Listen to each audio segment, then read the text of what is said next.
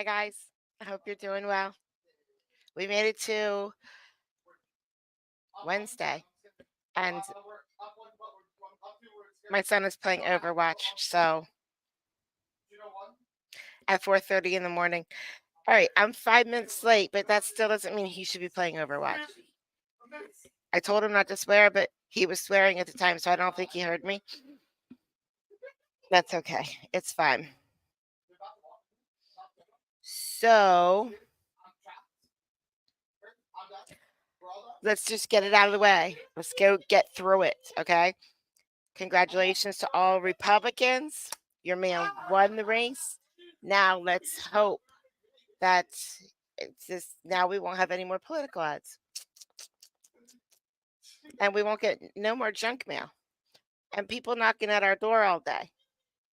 Right? We could just be thankful that won't happen anymore because it was annoying as hell. Oh, and the text messages. No more text messages all day and all night, minutes apart. Luis, yay. All right. We are going to stick with the custody case, even though I found an attorney disciplinary. It's an hour and 15 minutes long, so it's either really good or there's a couple of them in there. If this is really good, this is what we'll do tomorrow, just for a tiny break from our custody case, or we could just push through and get done with our custody case. We'll see what happens tomorrow. Let's start here.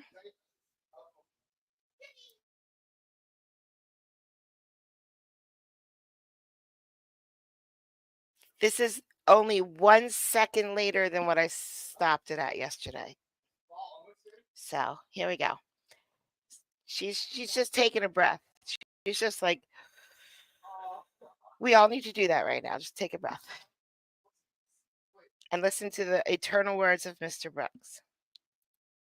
I agree with the court. If you can't use it for adjudication, why do we waste our time dealing with it today? Ms. Underwood? I think, Your Honor, what you've indicated is reasonable, and we can reserve it for potential further hearings if needed. Right, very good. So I'll ask you to do that, Ms. Thomas. Absolutely, thank you, Your Honor. With that, I do not have any other witnesses. Any witness testimony today, Mr. McFarland? I have one. I've notified everybody for my witness, Laura Walker. Ms. Laura Walker, any objections? There was a discussion Guinness about the witness from list. Ireland. No objections, Your Honor. Any objections? Okay. All right, come on up to our witness stand.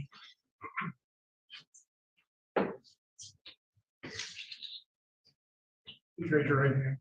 You swear or affirm to tell the truth, the whole truth, and nothing but the truth, so help you God? Could you tell me your name again, too, please? Laura Walker, How do you spell that? Laura. Laura, you're my client's sister, correct? Correct. Biological sister? Yep. Oh. Where do you live? I live in Fayette, Ohio. Okay. How often have you visited, let's say, within the last year with your sister and the child? My friend just got back from Ireland, and they got me a patch. It's a toucan that says Guinness, Ireland at the bottom, and on top of his beak, on top of his bill up here, there's a Guinness. You can't see it really well. Yeah, you can see it now. Guinness. It's a patch, but I'm not gonna sew a patch onto something. I'm just not, because that's too much like my childhood. We would sew the patches on. I don't want to walk around like a 13-year-old 80s kid. But it's euros on the back. Can you see that? 4 or 2 for €7. I thought that was cool.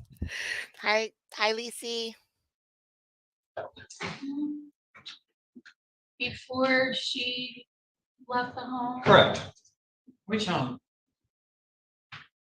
before CPS took her. How about before CPS involvement? Wait, I'm sorry, I'm confused. The child or her sister? Who's she? Okay, Let me rephrase. okay. Have you seen the child within the last year with your sister? Yes, Have you seen the child with Mr. Hollis? yes. How frequently have your visits been, and tell us the duration of how long they've been? How often did you do them? Probably 4 or 5 times a month. Okay, and for how long were these visits, would you say? It just depended on if I was going to the house to get Melanie for overnight or just for a visit or a holiday. In and out, or a little bit longer chatting? Yep, Which, yeah, or both? Bring one of Oh. every Euro item. Okay. hours. Did you see the interaction between my client, Hi, father, guys. and the child? Yes, I don't want to use the child's name because we're on the internet, okay? Yep. Any alarm bells that rang off in your mind that this child may have been neglected or abused? no, You heard the testimony presented, that there may have been domestic violence, correct? correct. Did you witness any of that? No, I did not. Did either of the parties ever tell you that there had been domestic violence? No. Did you ever have any concerns with the child, with your sister or the father? Never. You had concerns, what would you do?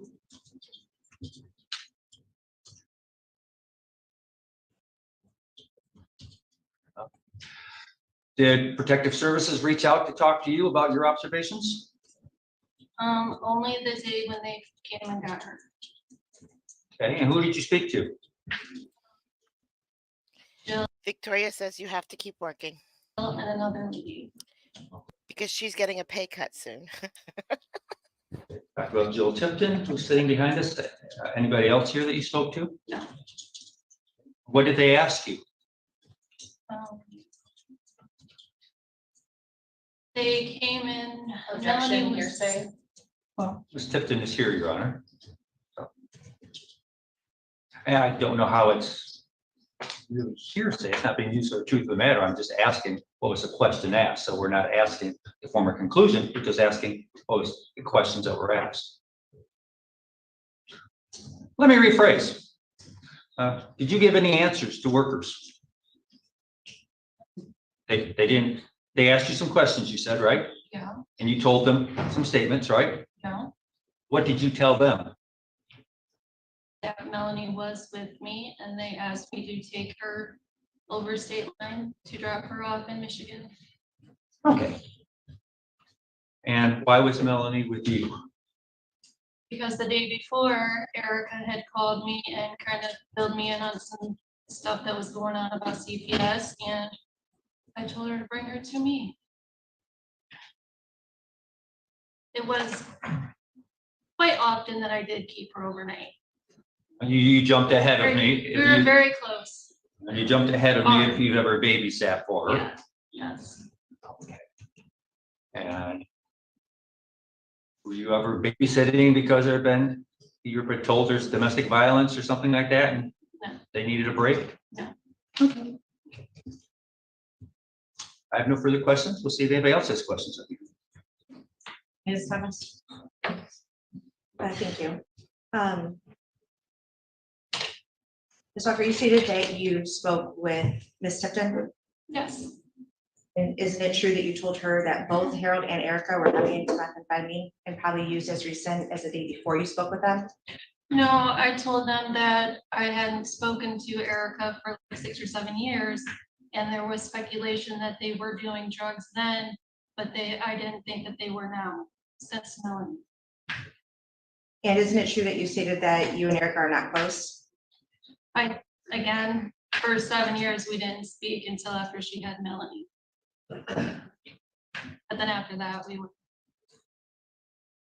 You stated that Erica called you the night before the child was found in your care and told you what was going on with CPS. What was your understanding of what was going on with CPS? She felt like she was being harassed and that all of a sudden they wanted to take Melanie and I didn't really know what was going on. Were you aware that there was a court order for No. CPS? No, not until the girls came to the house.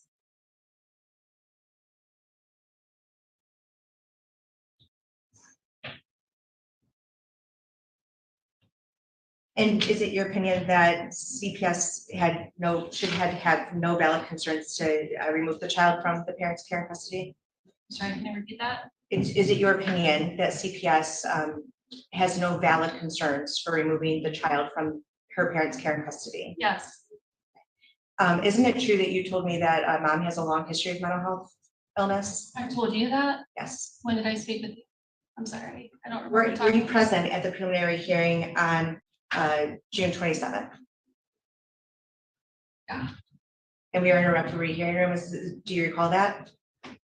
What's the question again? Do you recall being in the referee hearing room in this courtroom with Judge Costello for that hearing? Yes, And isn't it true that you knew that mother had a long history with mental health? yes, yes. And have you witnessed any of her mental health concerns affecting her ability to parent? No. Thank you. I have no further questions. Mr. Brooks, any questions? I do not. Ms. Underwood, any questions? You indicated that you told Erica to, Okay, what's going on with Mr. Brooks? What's wrong with him? I don't understand. He's usually an annoying fly in all the hearings that we see him in. He's an annoying little fly. And today or this one, he's just quiet. bring Melanie to you in Ohio Yes. after CPS was involved. Yes, Were you attempting to help conceal the child or hide the child? I didn't know what was going on. I wanted her anyway. That's why that was mostly what our conversation was about that day anyway. I actually called her and I wanted her for overnight anyway. So you didn't believe that taking Melanie was helping conceal the child from the No. authorities? No, because I really didn't know what was going on at that point. Did you think to maybe ask what was going on before just taking the child? You can look, I don't want you looking at Oh, the witness or at the party from there to testify. she was crying. She was a mess. I didn't know what was going on. She was very upset. Sad. She felt harassed. She kept saying, they're trying to take my baby. And honestly, at first I thought she was talking about Shirley, Harold's sister, because it's been an ongoing thing since the beginning of the year. So after she said they're trying to take my baby, you said, bring her to me. Yes, Does Erica have any physical limitations that inhibit her ability to parent Melanie? well, she walks with a cane. But that doesn't slow her down. Of course, it slows her down, but we have a lot of disabilities in our family. We've always learned to keep going. My mom raised 7 kids in a wheelchair. You know what I mean? That's just how we are. Keep going. No matter what, it doesn't matter if, I don't know. She has a hard time walking, but she still does it.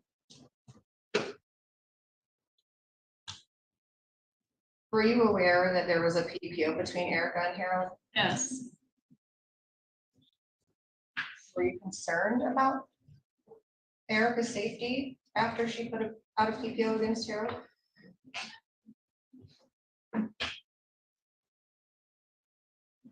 I just didn't know what she was going to do. Can you clarify? Were you concerned with Erica's well-being after being made aware? I'm sorry, financially alone, not being with mom and dad. I'm not following your answer. I didn't really understand what the PPO was for exactly. I just knew that she was staying with a friend, Jill Hinckley, and her husband, and trying to figure things out, and then they had it dropped. You understand that the PPO was in place for 4 months, Yes, and Erica has never confided in you about any physical abuse from Harold. no, Did she ever call you when they would get into fights? no, I have no further questions. Any redirect? No, thank you. No, All right, any frost, Ms. Thomas? No, Your Honor. Thank you for your testimony. You may return to your seat. No further witnesses. Mr. Brooks? no, Ms. Underwood?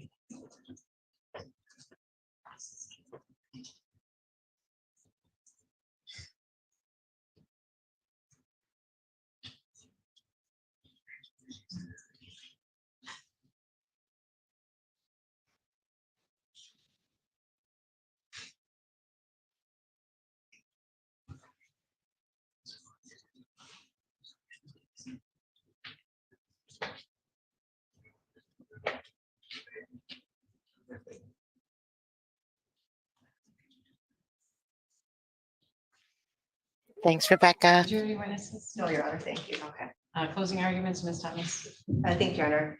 I'm pretty honest with this court and fellow counsel about the disdain I have for the Webster? statute that requires us to file petitions and we don't have cooperation from parents. Because it puts us in this evidentiary issue for trials. What can we prove? The workers are trained to look at the risk of harm for children based on the evidence that they do have available to them. When there are parents who are unable or unwilling to open their homes to talk with CPS workers to reassure them that their children are safe, to demonstrate that their children are safe, CPS workers have to do exactly what Ms. Kelly did. She had to rely on the information available to her through police reports, family contacts, and how she was treated by the parents. And this court must find by preponderance of the evidence that at least one of the allegations in the petition are true to the extent that there's been a violation of the juvenile code.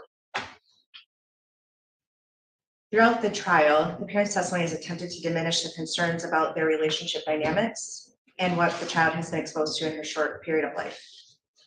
The dynamic of protecting one another is exactly the issue that Ms. Kelly ran into during her investigation as well.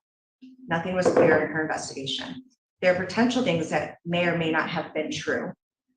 We're not sure if Ms. Erica Walker was telling the truth during her testimony in court, or whether she was making false police reports, or if she was not telling the truth to community members like Catherine Cobb Domestic Violence Shelter to wrongfully utilize those resources and waste them on a family who does not actually need them. We don't know if she filed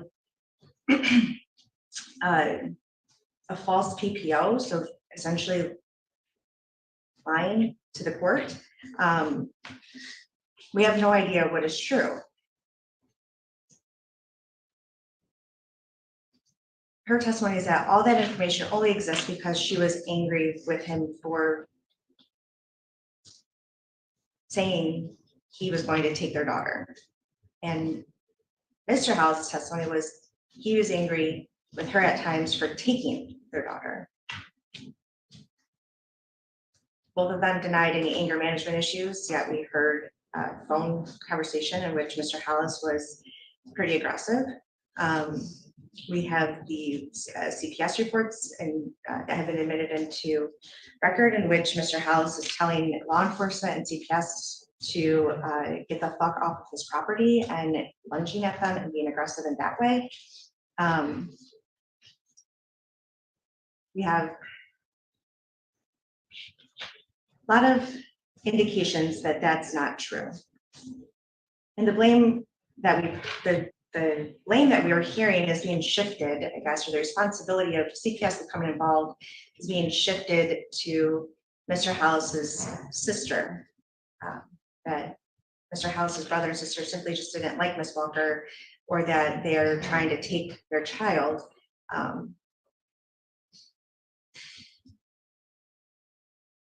And even if, like, we don't have proof of that though, we're just hearing what they say.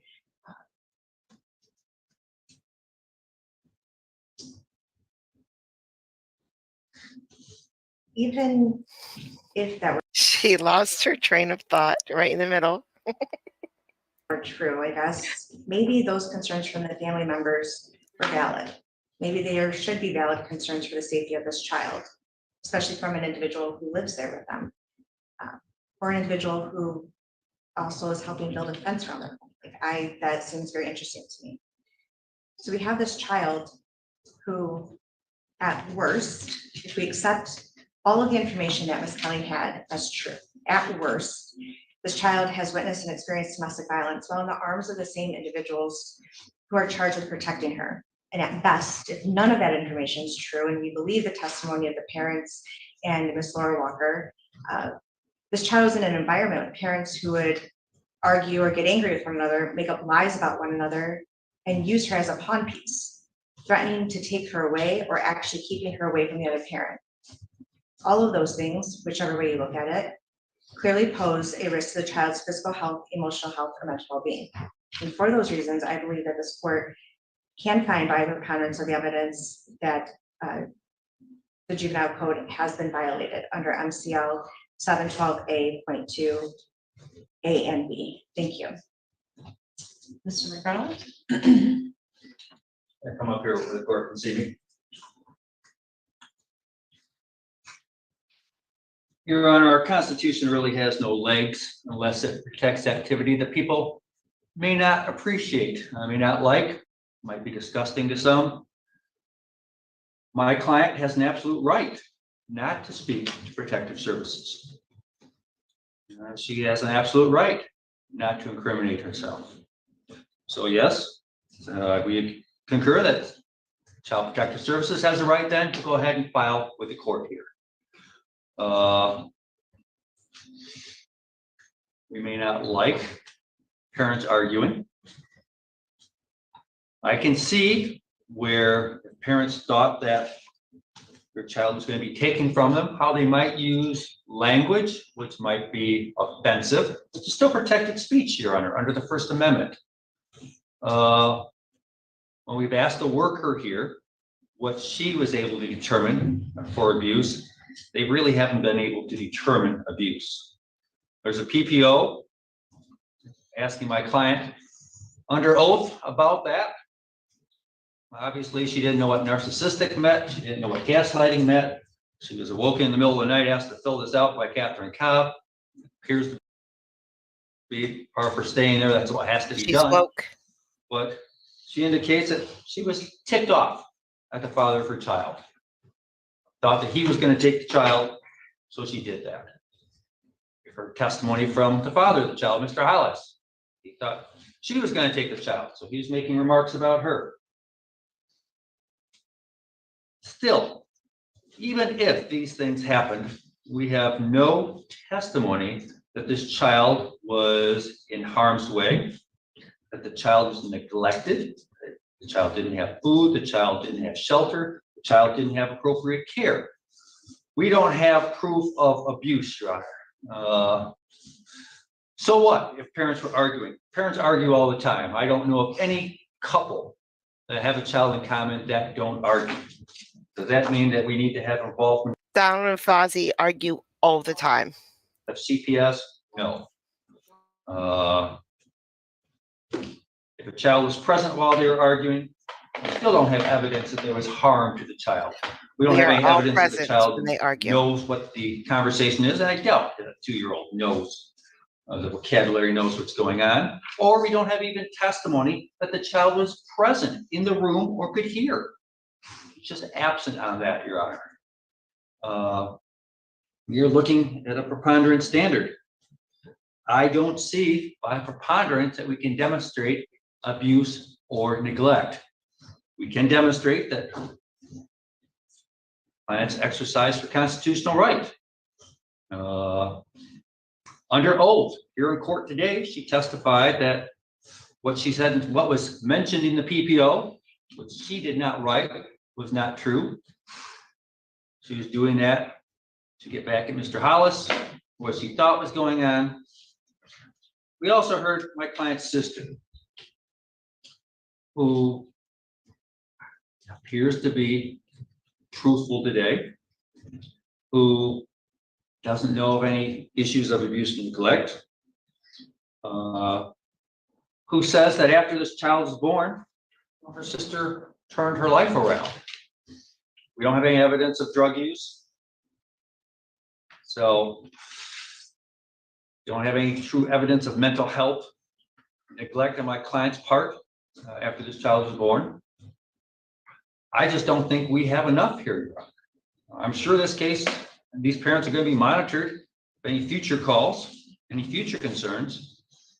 But I just don't believe, based upon the proof presented, that we can say by preponderance, abuse and neglect, that this petition can be substantiated. Thank you. Mr. Brooks? About 10 years ago, there was a hit comedy show on TV. It's called Seinfeld. Last 7, 8 years. That's Never a heard of long it. time. That show, they were proud to say, was premised on nothing. Somehow they made that into something. I submit this trial is premised on nothing. No evidence of the child being injured or harmed in any way. There's no evidence of malnourishment. There is no evidence of failure to thrive. There's no evidence of domestic violence other than Mr. McFarland's client saying that she admits she lied about it. There doesn't appear to be any injuries apparent on the mother. All you got is somebody somewhere, and I don't know who they were, accusing these people of having a domestic violence which is threatening the child. But they weren't in here, were they? I never saw them. I never heard them. I see that the prosecutor or the attorney for the department has practically turned herself inside out trying to get hearsay type evidence in for the last 2 days. Why would she go to that trouble? Because there's nothing else. It's air. Sometimes, yes, they would have the right for my client and the mother of his child refusing to cooperate, but you still got to prove it. That raises an alarm for review by the court, but you've still got to review the evidence, and there is none. I ask that you dismiss this case. Ms. Underwood? Your Honor, this petition is not indicating that the child was physically abused. The petition is indicating that the child was put at a substantial risk of harm because the parties were involved in a long-standing domestic violence relationship, which was evidenced, again, Miss Walker testified that she did call the police saying that Harold had abused her while Melanie was in her arms in 2022. There was another police report that Erica herself did testify to, stating that she told police that she had been physically assaulted, punched in the jaw No, by Fozzie. Mr. No. Hollis. She then signed a PPO with allegations that she admitted to telling the Hi, I haunt you. Catherine Cobb workers that are incredibly similar to what she testified to regarding what was stated in the police reports. Your Honor, people don't go through the trouble of contacting police multiple times, seeking refuge from domestic violence shelters, and trying to escape domestic violence, only to state that it was all a lie. That in and of itself is concerning to me as a GAL. And again, CPS needed to rely upon the PPO and the police reports and the evidence that was presented or provided in order to file this petition. And again, Erica's testimony stating she was lying. I mean, she's not a credible witness if she was willing to go through all of these lengths. She also testified that Harold was a changed man as soon as Melanie was born. Mr. Hollis indicated that Erica was smoking dope, so there are concerns there with substance use, along with the fact that Erica admitted herself to not being willing to submit to a drug screen as requested by CPS. Again, CPS was there initially to attempt to help this family and provide them services so that they could provide the minor child with more stability and less harm. However, the lack of cooperation, along with the other allegations in two different investigations, left Ms. Kelly and the department no choice but to proceed with this petition. Ms. Walker's sister has indicated that she was aware that CPS was involved and told her sister to bring her across the state line to her home when Erica indicated that they were trying to take her. That is concerning as well. Ms. Walker deliberately kept the minor child from CPS when they attempted to just do a well check on her and make sure she was safe. While Mr. Hollis was somewhat cooperative, he continued to willfully violate the PPO that was in place up until August of 2024. It's my belief that Ms. Walker is probably not comfortable telling the truth in front of the court when the perpetrator of her violence is sitting right in front of her during her testimony. I am very concerned for the well-being of this child, considering all of the facts and circumstances surrounding this petition. I think it's in the best interest of the child to be in the care of relative placement while this family receives some services to help become better parents for their child. So I believe that preponderance of the evidence standard, more likely than not, I believe that the department and the witnesses presented more than enough evidence to hit that preponderance of the evidence standard, both for Harold and for Ms. Walker. Thank you. Well, the court finds all interested parties were given notice for purposes of today's hearing, requesting adjudication. We did, of course, continue this from Tuesday in order to make sure that all of our witnesses had the opportunity to testify and all of our attorneys had the opportunity to ask any questions that we want to ask. Ms. Underwood is correct when she references that the standard here is a preponderance of the evidence as to whether or not the aspects of the statute have been violated. And in this case, it is the sections 1 and 2 that Ms. Thomas referred to. That is whether or not the home or environment created by the parents is unsafe to the child, presents a substantial risk of harm to her mental well-being as a result of neglect or refusal to provide proper and necessary support, education, medical, surgical, or other care necessary for the child's health or morals. In section 2, whether or not the child's home or environment with the respondent parents, by reason of neglect, cruelty, drunkenness, criminality, or depravity on the part of the parent, is an unfit place for the juvenile to live in. The parents failed to. Actually, we started part 3 yesterday, but then we stopped in the middle of part 3 so that we could go to Judge Fleischer. So this might be part 3. However, I never really put up a part 1.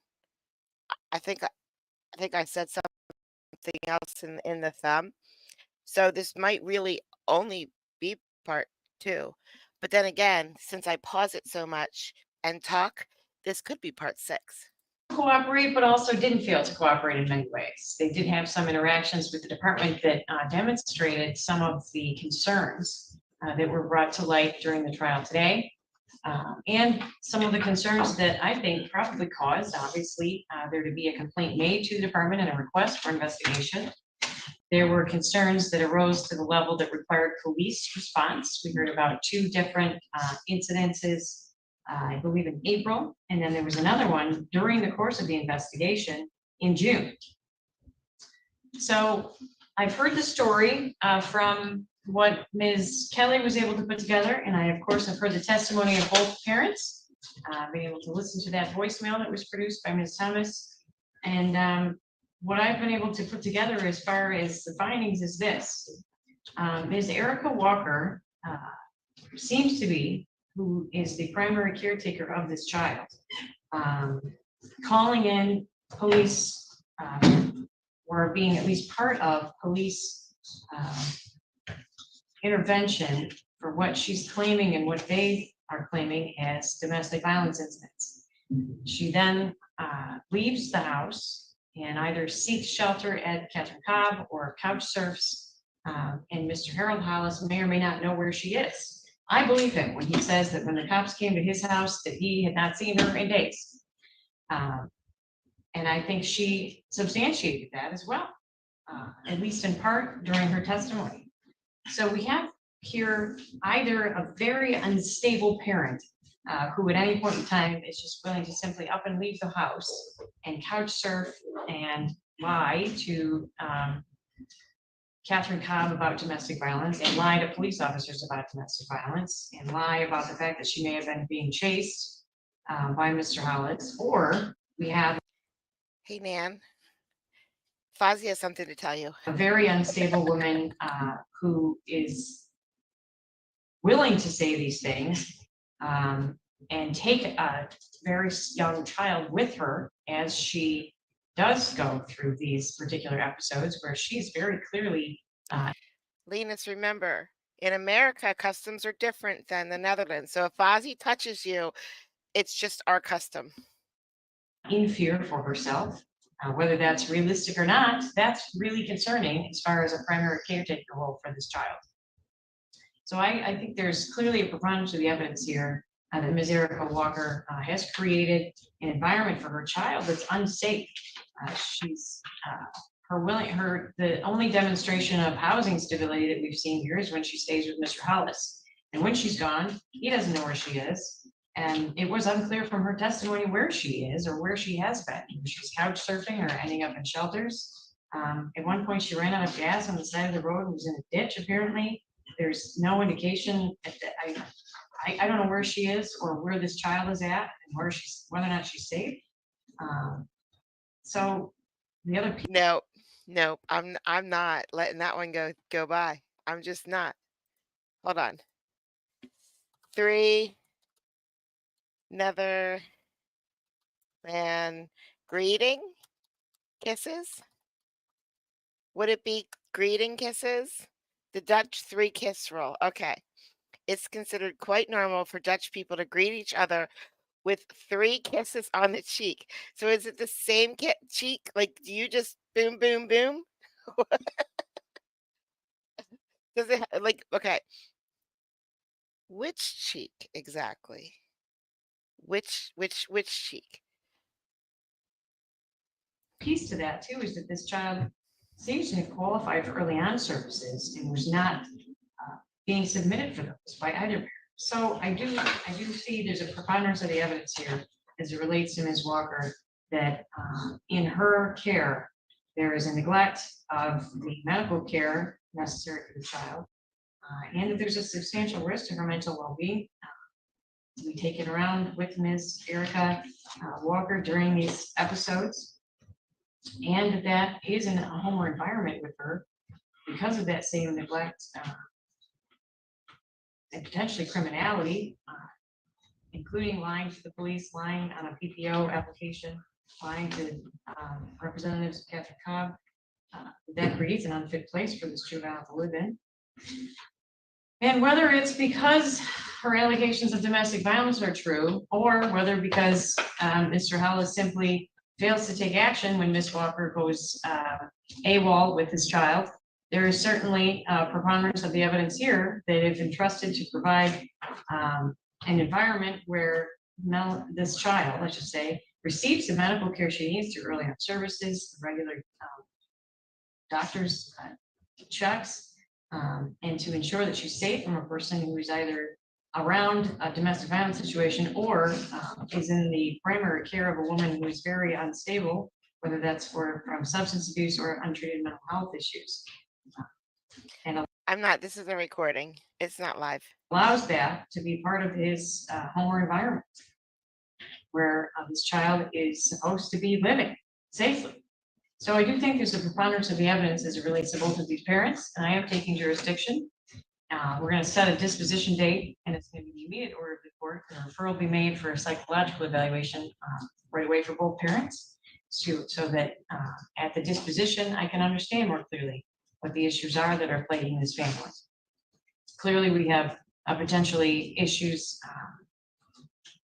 of domestic violence, or at least the dynamics of domestic violence in the home. And I would harken back to Ms. Underwood's observation, which I also made, that Erica said he's a changed man since we got married. Well, what does that mean we were before? And people simply don't change overnight. We have all of the police reports and those allegations. So at a minimum, we have these dynamics in place. And I want to know why and what we can do to help this family move forward past those to create an environment where the two of them are safe, able to avoid arguments, and that the child has a good, safe environment where she's going to have needs met. So let's schedule a disposition. Between now and then, the two of you will be asked to work on a case services plan to identify the things that you want to work on in order to improve the environment for your child. And we'll come back together and look at that within 28 days. It puts us in the first week of October. Looks like what I have available would be. She's not in Houston yet, right? You're not in Houston yet, right? You land tomorrow? So you leave today, I guess, because it's a long, long, long flight. Chris is back. Hi, Chris. No, you're really, actually, Chris, you're probably just really, really, really early for my next stream, which is very kind of you. Friday, October 4th at 1:30. Yeah, I'm not available. Are you gonna be out that weekend, or can you tell me which days? Friday, I just can't. Okay, thank you. Well, that's all right, I appreciate you letting me know that. I'm gonna put a note here so I don't try to schedule you again.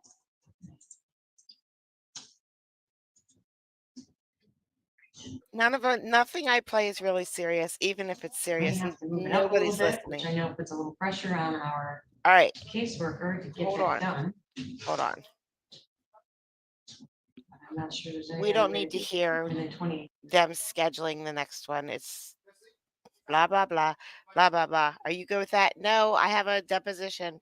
Okay, how about blah, blah, blah, blah, blah, blah. Are you good with that? No, I can't. I'm in the middle of a murder trial. I think this is the one we just played.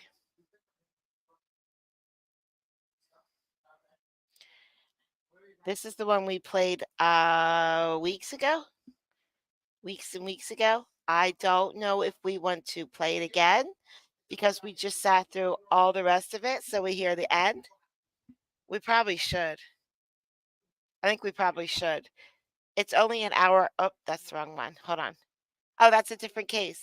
That was it. They set it for a deposition. Hold on. Let me just scroll up and make sure they're not back yet. Guess who's back? Back again. No. So that's it. That was the end. So now we just have to wait for their deposition to get more. I can't wait until I'm alone to check this out. What we're going to do real quick is we're just going to peek and see if this is any good or not. Just for a second. I've made my intentions clear. Okay. He's in a sweatshirt. So he is definitely the attorney that's getting in trouble. But look at this guy, the court reporter. Court reporter's out like a light. Hold on, I'm missing stuff. Monica, yes, we do have a great chat, don't we? Chris, you have a free chat too? No, you got to pay for chat. Michael, 4. You're gonna have to use your other hand soon. Never mind. Okay, looks like he might be the one in trouble. Maybe. He's asleep. He's falling asleep. So, chairperson, is this the judge? Hold on, let's see if the court reporter really is asleep. I don't practice law for a Oh, he just woke profession. up. I don't intend to. Yeah. All right. Anytime So he's in trouble. They must have taken a small break. All right. I don't want to hear the ending. It's all him. Exhibit formal complaint. Look, it's all him. Um, Yeah, we're gonna watch that. That one looks good. That one looks like it'll be an entertaining hour. It looked like there was a break in between. So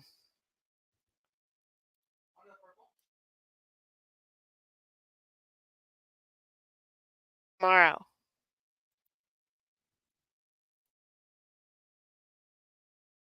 Because we're done with this. So we don't have to take a break from this. We're done. I don't know. Would you get fired though? Would you? People need workers right now. It's kind of hard to get fired. Linus, did you and Maiko join at the same time?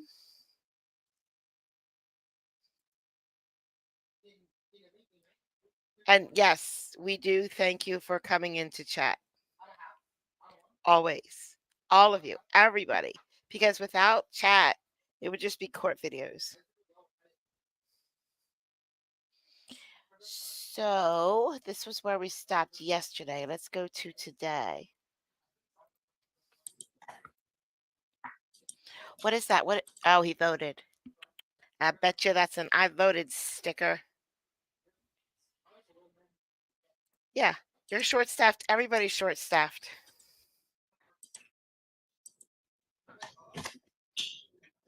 Let's roll, nerds. All right, is he in a good mood today or not a good mood?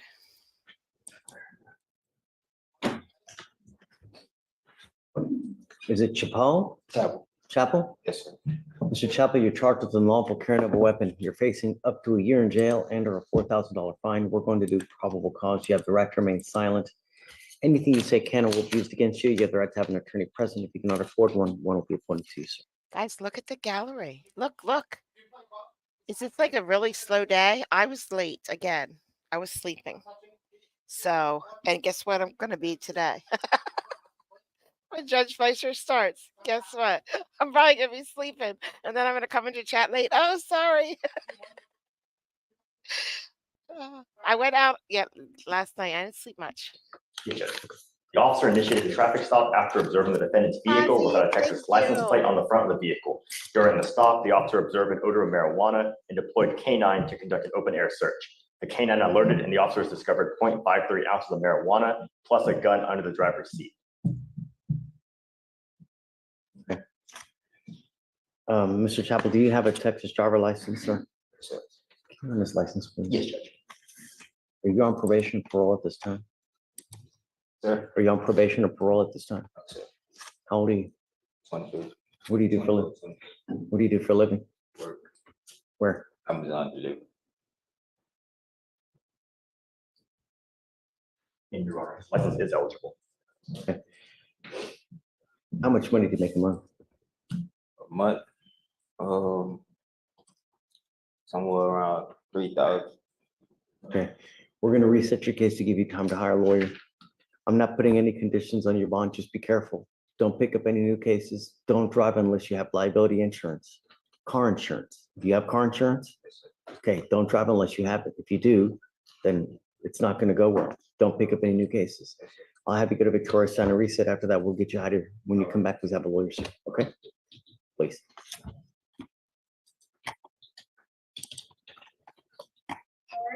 Next is page 5. No, no, Rebecca, it's an American custom now. Cruz, come on up. Go ahead and come to your reception.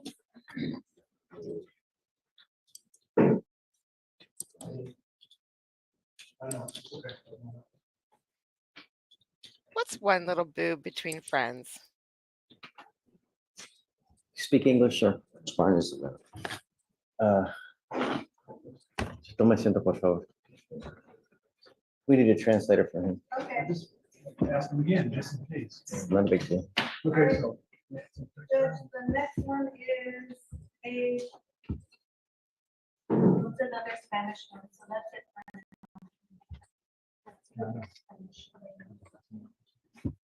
And then Fozzie will be in front of Judge Fleischer. And he'll say, but Kathy said, Feel free to go. Judge will say, okay, free to go. Yay, Lori.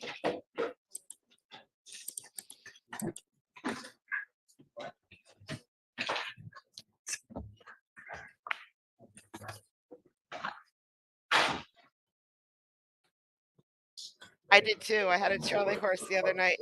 Top of page 6 has been dismissed. Okay.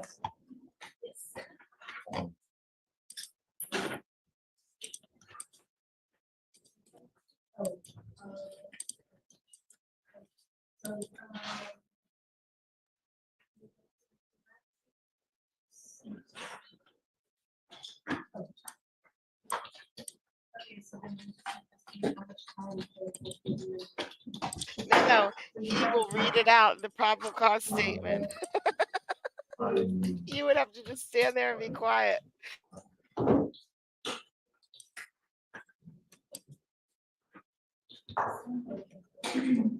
Yes, yes. Everybody who has these memberships, whatever, were also my greatest members when I was demonetized and had 0 members. This I know. So can I. 0 self-control. 0 self-control. You put this affidavit, how can I pick a box? Or do you want to pick it for me, I guess? Yes. Okay, so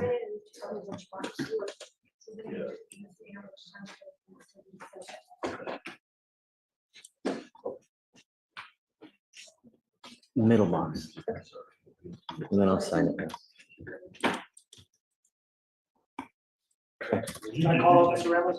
Got a tie. He has a tie on, guys. Here we go. Someone dressed up for court. So I talked to her earlier, she was an agent credit. Aquí en el medio, por favor.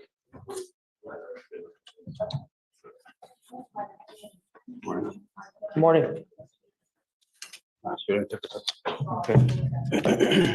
You are Eric Ramos Amaya. Yes. Order in the court. Mr. Ramos Amaya, you're charged with driving while intoxicated. You're facing up to a year in jail and or a $4,000 fine. We are going to do probable cause. You have the right to remain silent. Anything you say can or will be used against you.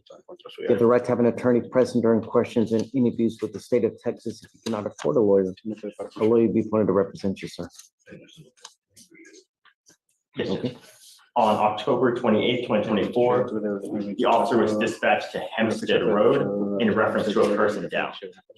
Upon arrival, the I have a Hempstead Road in Lancaster too. Yes, I do. officer met with a witness who advised that around 8:50 p.m., she observed the defendant's motor vehicle to be parked in a parking lot at Speedy's Fast Track and observed the defendant to be passed out It's a safe place to stop, very well in the lit. driver's seat of the car. The witness also observed the vehicle running. The witness attempted to wake the defendant, but he was non-responsive. Upon the officer's arrival, they also observed the defendant to be unconscious behind the wheel of the car with the vehicle running. Upon getting the defendant to exit the vehicle, the officer observed a moderate odor of an alcoholic beverage, glossy eyes, slurred speech, and a swayed stance on the defendant's person. The defendant admitted to drinking. Standard field sobriety tests were conducted, HGN, 6 out of 6. Walk and turn, 6 out of 8. One leg stand, 2 out of 4.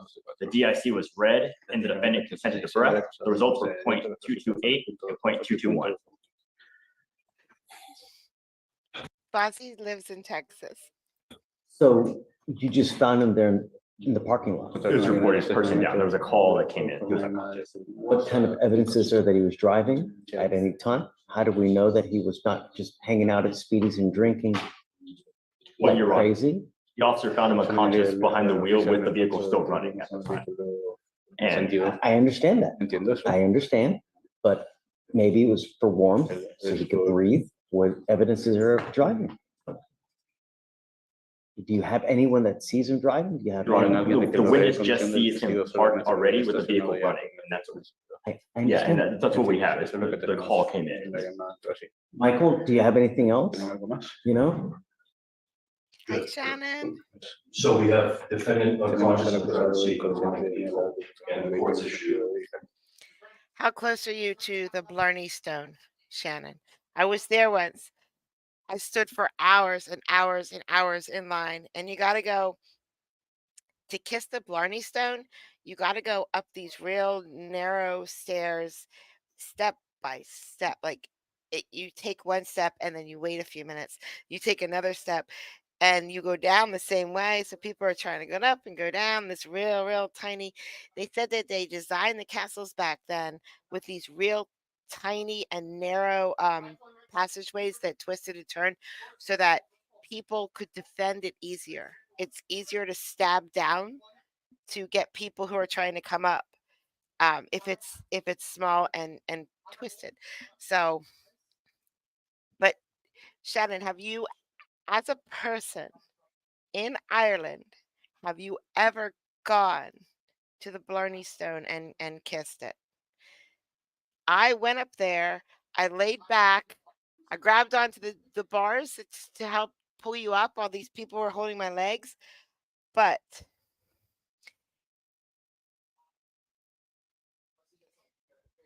yeah, but so you've never been there? I pulled myself up, but I'm very short. And so if you could imagine, you're at the very top of this tower, very top, and you have to lay backwards.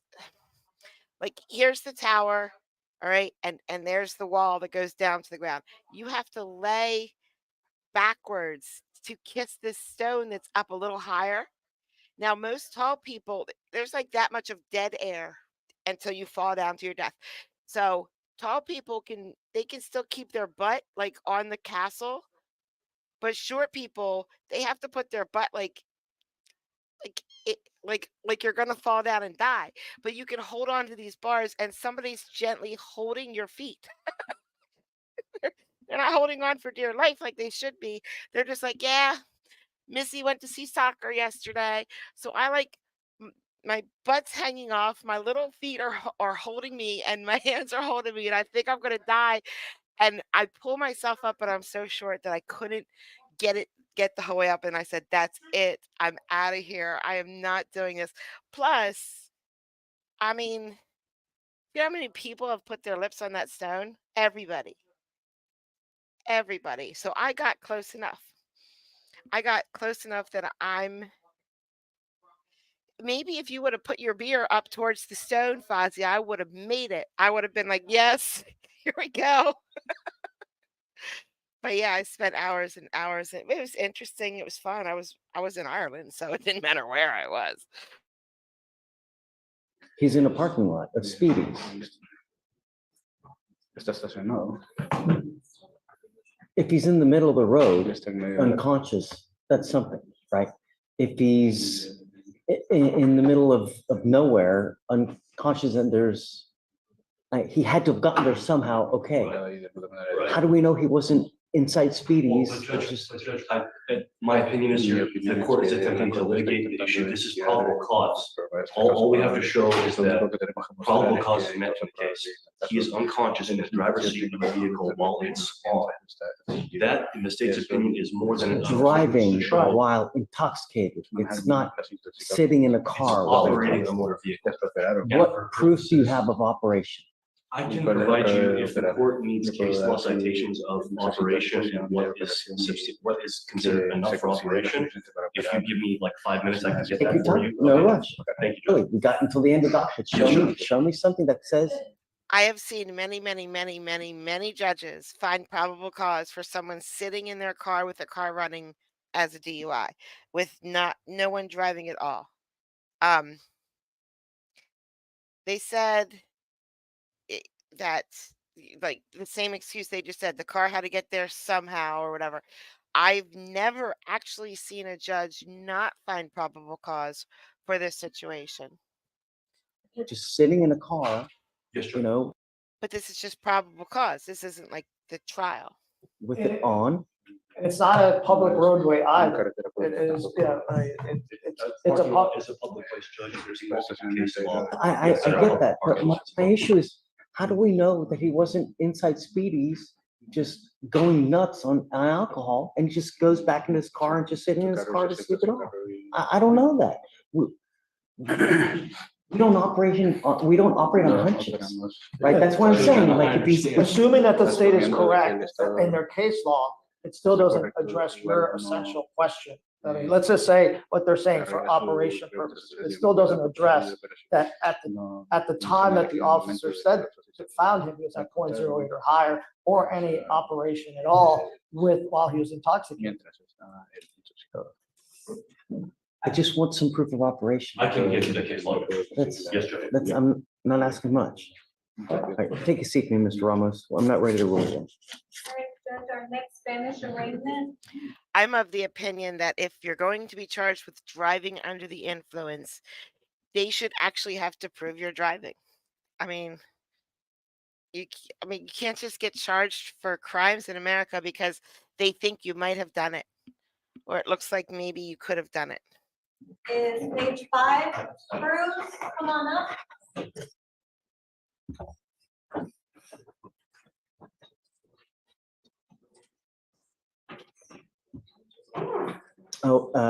Edna's here. Hi. Good morning. You are Luis Guillermo Acosta Cruz. Correct. Sir, you're charged with failure to identify oneself by giving false or fictitious information. You're facing up to 6 months in jail and/or a $2,000 fine. Order in the court. We are going to do probable cause. You have the right to remain silent.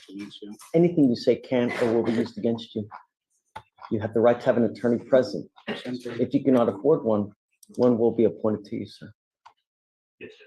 The officer observed a vehicle speeding 50 miles per hour in a 35-mile-per-hour zone and failing to maintain a single lane.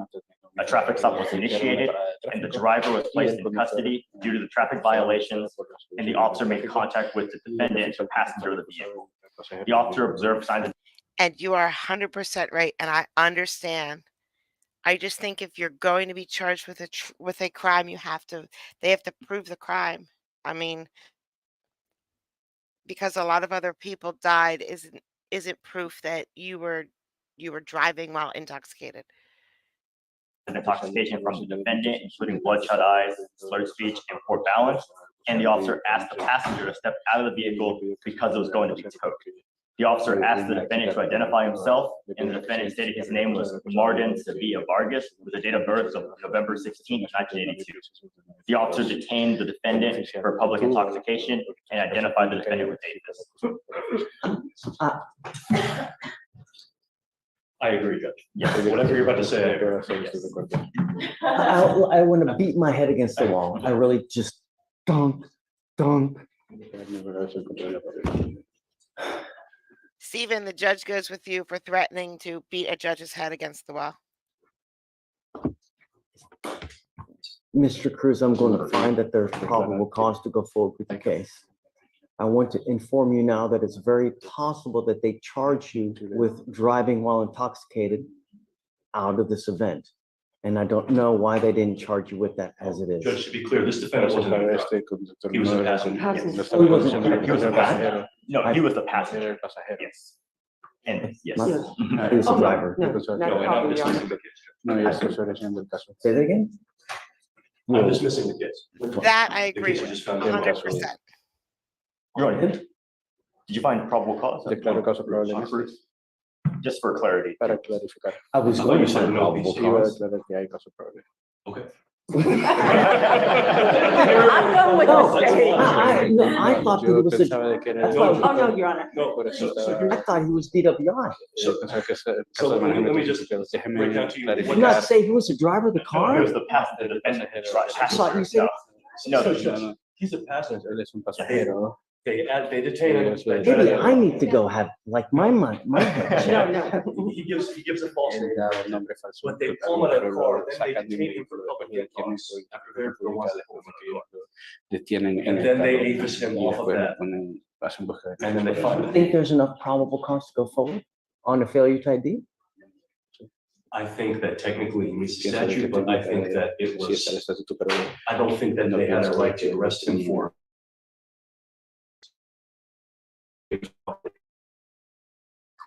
Okay, I'm gonna find no problem.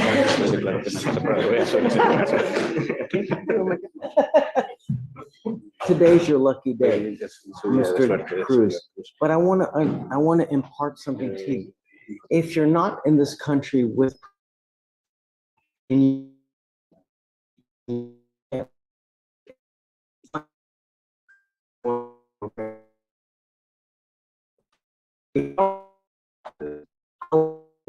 bad behavior, because the next time you might not get so lucky and you could be very well spending the next 10 months to a year in. Am I frozen? My stream looks frozen on my screen. I'm just gonna wait a second, guys. I don't know if you can hear me. No, they can't. Glitch video or me, they're saying they can. Oh. I'm talking to my son because he's actually in my stream for a second. It looks like my internet is fine right now. I'm just gonna bump it back a minute. Here we go. I'm gonna press play now. by pulling him out of the car. Okay, I'm gonna find no problem.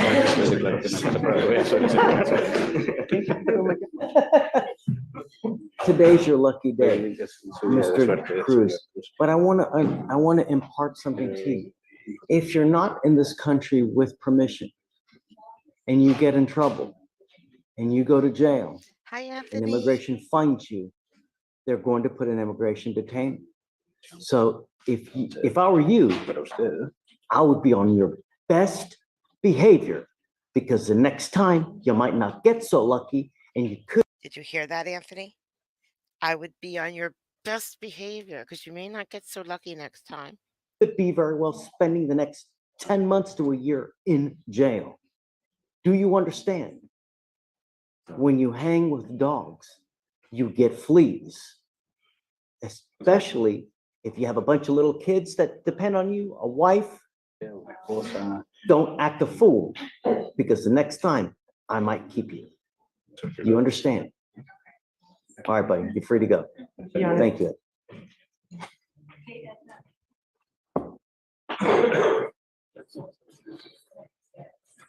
Okay, ready, counsel? Yes, sir. Yeah. Good job, Michael. Did you have a Tina Perez, Perez? Well, Okay, So Judge, on this case, the state completed the RIF earlier this week. Thank you, Judge. hi. counsel for reset. Good morning, Judge. I have Estrada on docket today. Okay. He's here. We asked to extend his PTI. We wanted to make him come in to make sure that he finished the IOP, which he has completed IOP and he's registered for SOP. Mr. Estrada, come up. The SOP is expected to be completed January 6th. Okay. Anything else? Fees, it's like almost $1,000 behind. I don't know. Good job on completing it. You're doing good. I mean, you're in the home stretch. I'm telling you, the amount of money you're gonna save by getting this thing dismissed is incredible, really. I just want to thank you for giving me the opportunity to. Well, you're doing good. Just keep it up. You know, the only other problem we have is that you owe quite a bit of money. Yeah, I'm gonna pay into the fees. Once you, I mean, I can't quash it. If I could, I would, but I can't because it's their program. Just make sure you get it paid before January, because otherwise, you know, you're gonna sit here waiting, and the longer you take to pay, the higher the amount goes, you know? Because they tack on all kinds of other fees. It's crazy. So, okay, just don't drink. That's the Love is too much stronger. Love is too much stronger. only other thing we're asking, okay? Do you have, what's the expected completion date? January 2nd. Okay, all right, bud. Judge, I did want to ask, he has a scram device and he also has a portable. Is it okay if we get rid of the portable because he's paying for both devices right now? Okay. Yeah, I'm down. Okay. Oh, wait a second. Sure. Because is a condition of his agreement. The Well, scram is not. can we get rid of the scram? Let me see which one is in the contract. Okay. It's gonna be a portable device. As a reward for doing well, I'll take off the scram device if we can, okay? And that should also help you with the fees as well. Just remember, don't put anything into your body unless you know exactly what it is. Okay, okay, all right, man, good luck. Hang tight.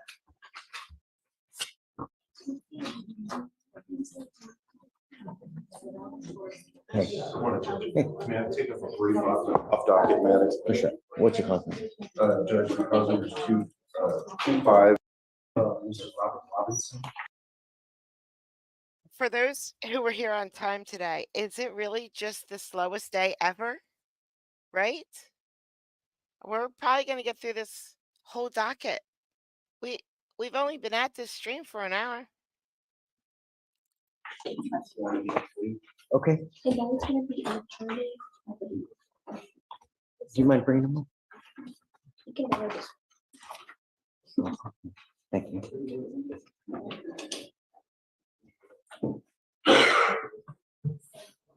No, request for time off absolutely denied. No, no. Be here on time.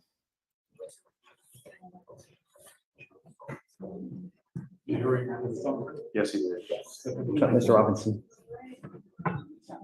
Mr. Robinson, you're charged with verbal harassment. You're facing up to 6 months in jail and or a $2,000. I'm a firm believer in messages helping people, but the messages have to make sense.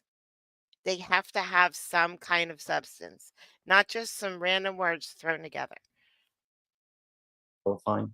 You guys have worked out an agreement where they're offering you a 9-month deferred. A 9-month deferred, that is a type of probation that if you successfully complete it, you do not end up with a conviction on your record, but you must realize that you give up nearly every right known to man by entering this agreement. Promise.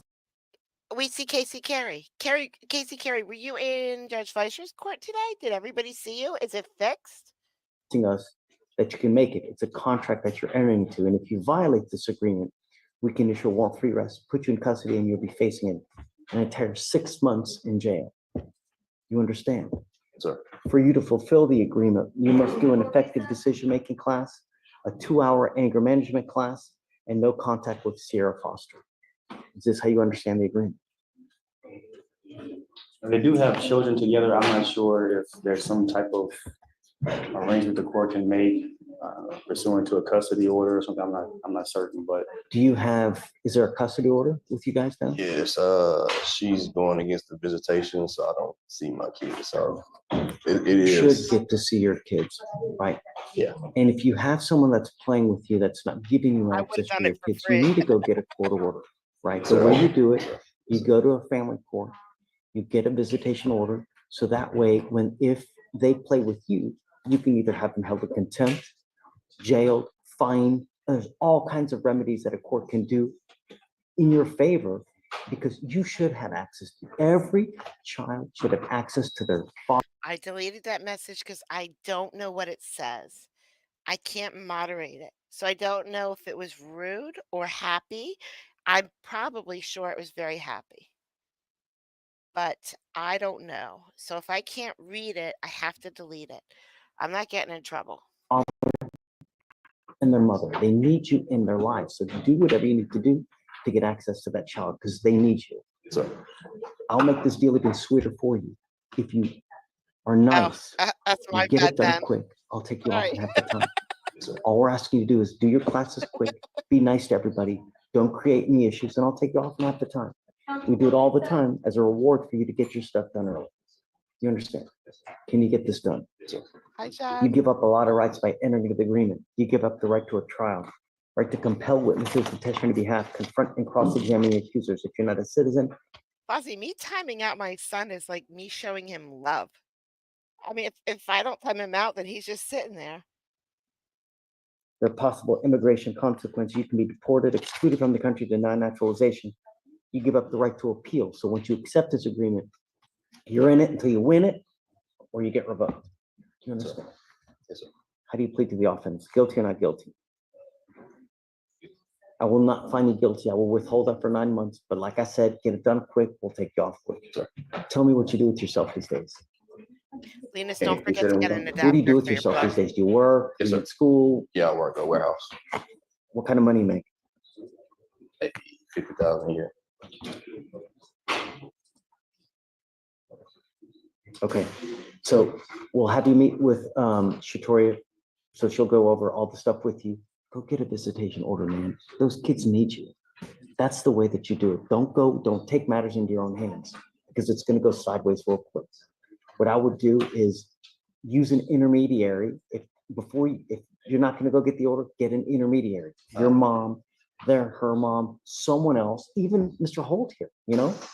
Really, so many guys can exchange there, but don't have contact with this person. Yes, sir. Because then it's really gonna go back, all Yes, right? sir. But that way you guys can facilitate the, transaction. Yes, sir. Okay, man, good luck. Thank you, Judge. Thank you.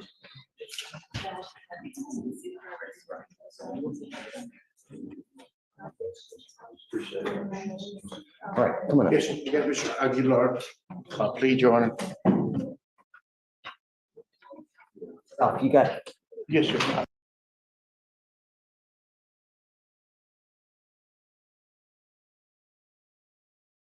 If you can wait till you get here, I mean, that's $7 at Walmart. You'll trip over 3 Walmarts as soon as you get out of the airport, I'm sure.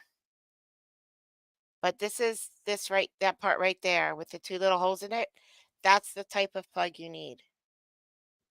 That one right there. But this is $7 at Walmart. Jameson Aguilar, come up.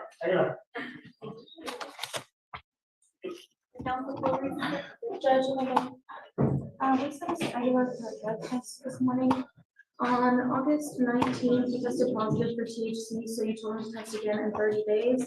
So on the 24th of September, he tested negative. He tested again today, positive for THC. Yeah, the Merca plug. What are you doing to yourself, Mr. Aguilar? Oh, it's because I was riding with my cousin. He be doing touring. I mean, I've been clean. Just hit it one time. Accidentally. So me putting you in jail one time is not enough to get you to stop, huh? I mean, what do we need to do? Also, if it's just a USB, then I'm sure everybody here has a box you can plug it into.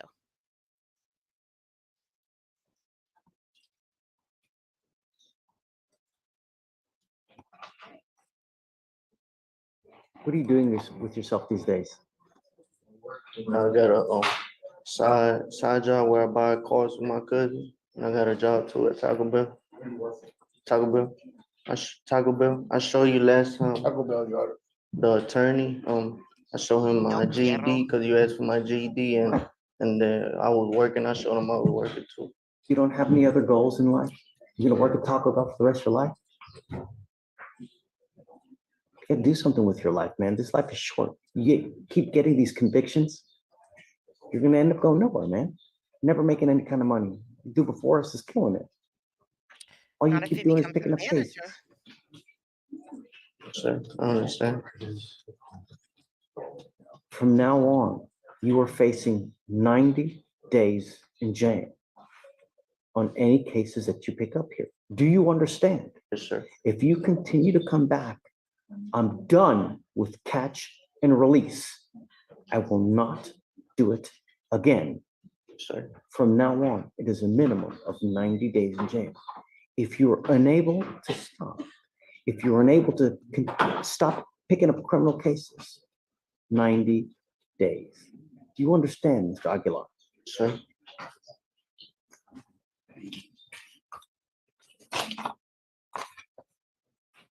You're charged yet again with possession of marijuana. You're facing up to 6 months in jail and or a $2,000 fine. You've worked out an agreement that's 3 days in jail, credit for the 1 day that you've done.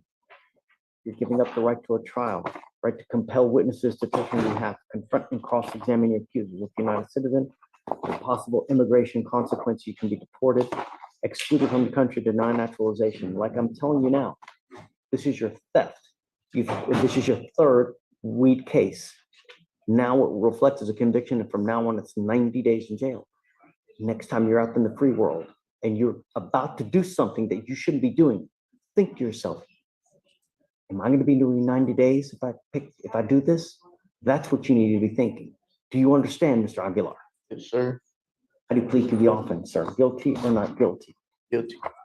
I will find you guilty, sentence you to agreement. You will be required to pay court costs. If you don't pay court costs, you will be sitting in jail for every $100 that you owe. Do you understand? Yes, sir. Okay. How much is it gonna be? It's 205. 205. And there were people standing in front of a judge just like this, not too long ago, because they were in possession of whiskey. All right, thank you, Your Honor. Thank you, sir. I am. I am approaching off docket on Damian Chu. This is going to be for an extension. Defense counsel is able. He's already agreed to a 2-day extension. Okay. Thank you. Approach on Ramos again. I don't know if you've taken a look at the cases that the state provided. They're very distinguishable, both of them. On one, the Prego case, someone actually sees the driver driving at some point, and then. I've read about 17 different cases. Right, and then the second one that the state has provided, the driver self-admits that they were driving at some point, and in both cases, they have the seatbelt on, and there's other evidence of driving and operation, which is distinguishable. In this case, there's no facts that he had a seatbelt on, or he was seen by anyone driving, or he ever admits to driving. So their reliance on. Officer, there's no way I could have been driving. Look, I don't have my seatbelt on. So I definitely was not driving. Those cases are unfounded because it doesn't fit this fact pattern that we have before us today. So Judge, the first case that I'll refer you to is Prego versus State, which in that case. Do you email it to me if I can? I can send you an email right now, Judge. That's the one he's seen, the person is seen at some point. Can I make my argument, Counselor? No, I thought you were emailing, yes. I am, but let me while at you're least make emailing, my argument. I wanted to give him a synopsis of the case. Well, let me make my synopsis and I promise you I'll let you respond. Michael will let you speak when he's ready to let you speak. I was in back reading. I must have read like 17 cases. God, I don't think that there was any case that supported your position. You know, I must have gone through at least 17. Well, they have to prove it's a totality of circumstances. Just behind the wheel is not sufficient. They have to provide. Okay. So let's go to Kenneth versus State, Judge. I sent you an email. Did you receive it? Okay. So in that case, I'm reading just word for word from the case. Courts interpret, quote, operation of a motor vehicle very broadly, and they cite Prego versus State, which is an appellate case. They cite Smith versus State, which is an appellate case. And they say, quote, while driving does not involve operation, Operation does not necessarily involve driving. So we have to prove operation of a motor vehicle. Operation does not necessarily mean driving. It states any action that is more than mere preparation towards operating a motor vehicle falls under the definition of operating. So in this case, we have. Does the fact that you turned the keys onto the car Is enough, Judge. That's his opinion. There's no case law that That's says what the that. case law literally You're saying states. mere word preparation. for like word. conspiracy, right? Yes. The law Or of conspiracy law is, it has to be more, like. So an what did he overt- do other than start the vehicle? There's nothing more there's nothing more than mere preparation. It And was a that's hot day, and the Prego case, people see them, they have the seatbelt on, which is more than mere preparation. See, they don't show the seatbelt on.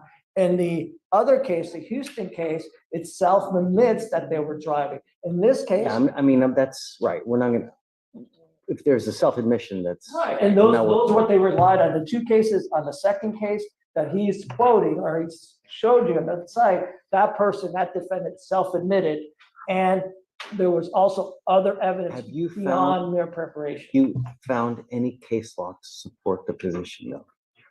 Well, what position? It's their burden that there was more than mere preparation. No, but I've asked you to see if you, because I went in back and I literally read through 20 cases. Yes. And I can't find any case that supports the proposition that that's not operating. Well, what they have to show is more than mere preparation. Having your vehicle on by itself is not beyond mere preparation. That is just mere preparation. They have to show either they had a seatbelt on, or the car was in neutral, or something beyond just in the car getting AC on a hot day. I mean, that. If you can. And Judge, there's no, you're right. And, you know, Right. I'll certainly look. I mean, that's what everyone, our legislatures tell us.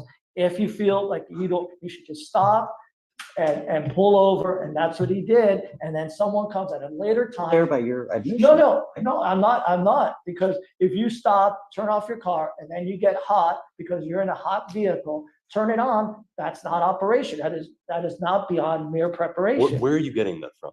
How are you saying that's not operation? What is your citation for that? You just stated in your case law that you have to prove more than mere preparation. Okay. My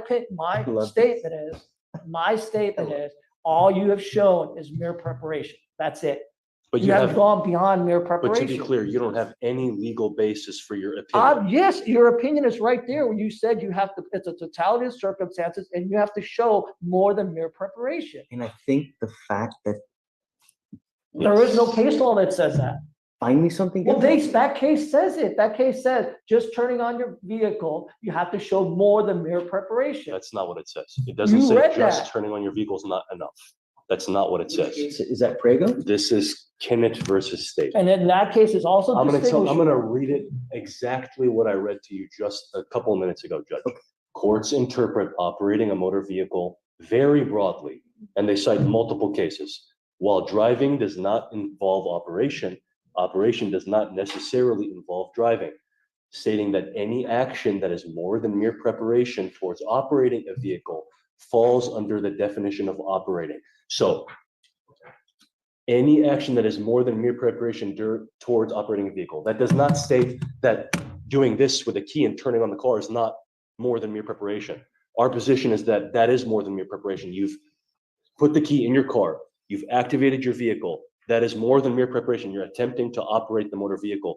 You don't need to be seen driving the vehicle to satisfy operation under this case. I want to be clear. I'm not saying it has to be seen, but they're stating exactly conversely what I'm saying. You're asking me to show you where just putting on the key is not operation. Well, I'm asking for them to prove just putting on the key is mere preparation, because they're stating a case where the defendant admitted to driving, okay, in that case. And that is in the facts of the case, and that's what the court relied on, that in addition to this law, that he admitted to driving. You're saying in Kennett, Yes, that admitted defendant operation? took the stand and admitted that at some point she operated the vehicle. In the Prego case, someone saw that person driving the vehicle. Then they saw him at a later time. They admitted to driving at an earlier time. Yes, They didn't yes. admit to driving then. Yes, that's Can you correct. can you point to me to at least one case that shows me that where they have found it not to be operating? No, but I'm also gonna state this to the court. Can they show you one case where just having the key in the ignition is more than mere preparation? They haven't shown you that. I went through 17 to 20 cases, Herman. I haven't found, I looked. Either way, I bet. Either way, either way. So it's up to the I didn't court's find discretion. any, yeah, I didn't find anything to support the position. Theirs or mine. So let's do this. I'm gonna find it for now. Okay. Go back, do some research. No, there isn't. I'm very clear on the law. They have to show more than mere preparation. And they haven't in this case. According to the case law, they have that. No, I disagree, Judge, because because they haven't shown that starting your car is more than mere preparation. I appreciate it, but the law says differently, you know? Come up, Mr. Ramos. Oh, do we have a translator or no? And then we have the second issue, Judge, where we have a disconnect about, he I know, and I'm gonna bring her up to talk about it. Yeah, I mean, that's just ridiculous on a first-time offender to have where he did the right thing, even in the courts, pulled over and safely, and it was not a danger to anyone in this case, to have two interlocks put on one on a personal vehicle, on a commercial vehicle, where our legislature stated for an occupational license where someone's already been convicted, they can have it just on their personal vehicle and not on a commercial vehicle they're driving. So it's just excessive to have two interlocks, especially where she has multiple vehicles that he's gonna have to drive, where he's the manager of the events place, and he's all over all the time driving multiple vehicles, multiple trucks for him. And she has a strict policy of no alcohol. Let me get the translator. Sure. I'm approaching for a reset on Valdez. The case is old, however, we don't even have an. This is her last snuggles before Linus leaves. She doesn't even know what's going on. Poor Diva doesn't even know what's going on.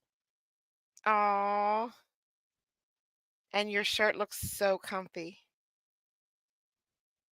Really, really, really comfy.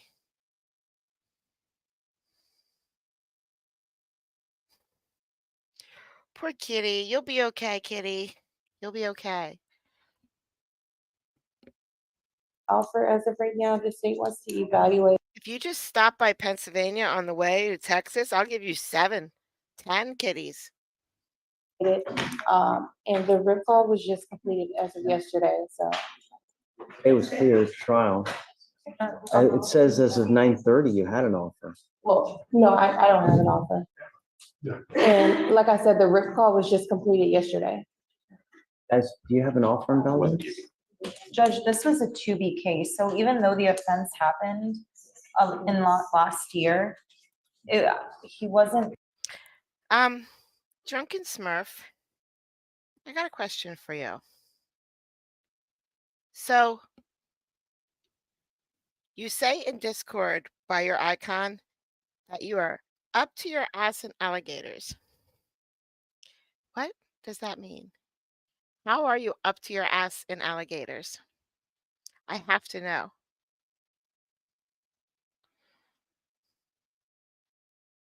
Do you have alligators?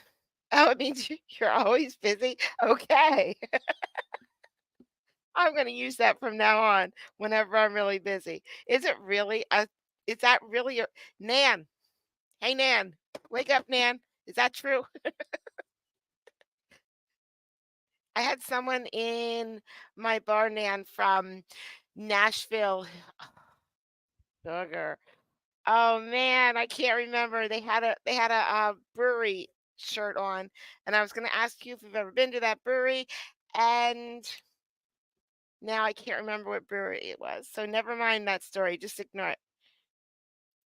I get but it's still 190 from the time that he's in the range with us. So we just first were able to make contact with the complaining witness finally yesterday. And I spoke with her and she said that she had just signed an affidavit of non-prosecution with the defense like 2 weeks ago. Defense had not advised us of that.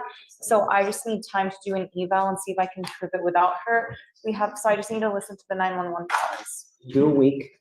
He's got to be here at the next setting, because by then it's over 200 days. We got to figure out what we're going to do. We'll give you a week, okay? And then in the interim, Nana's saying, gosh, no, that's not what we say.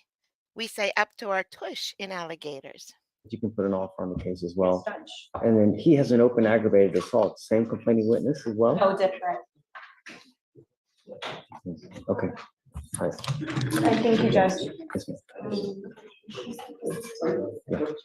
Yeah. Ma'am, come up.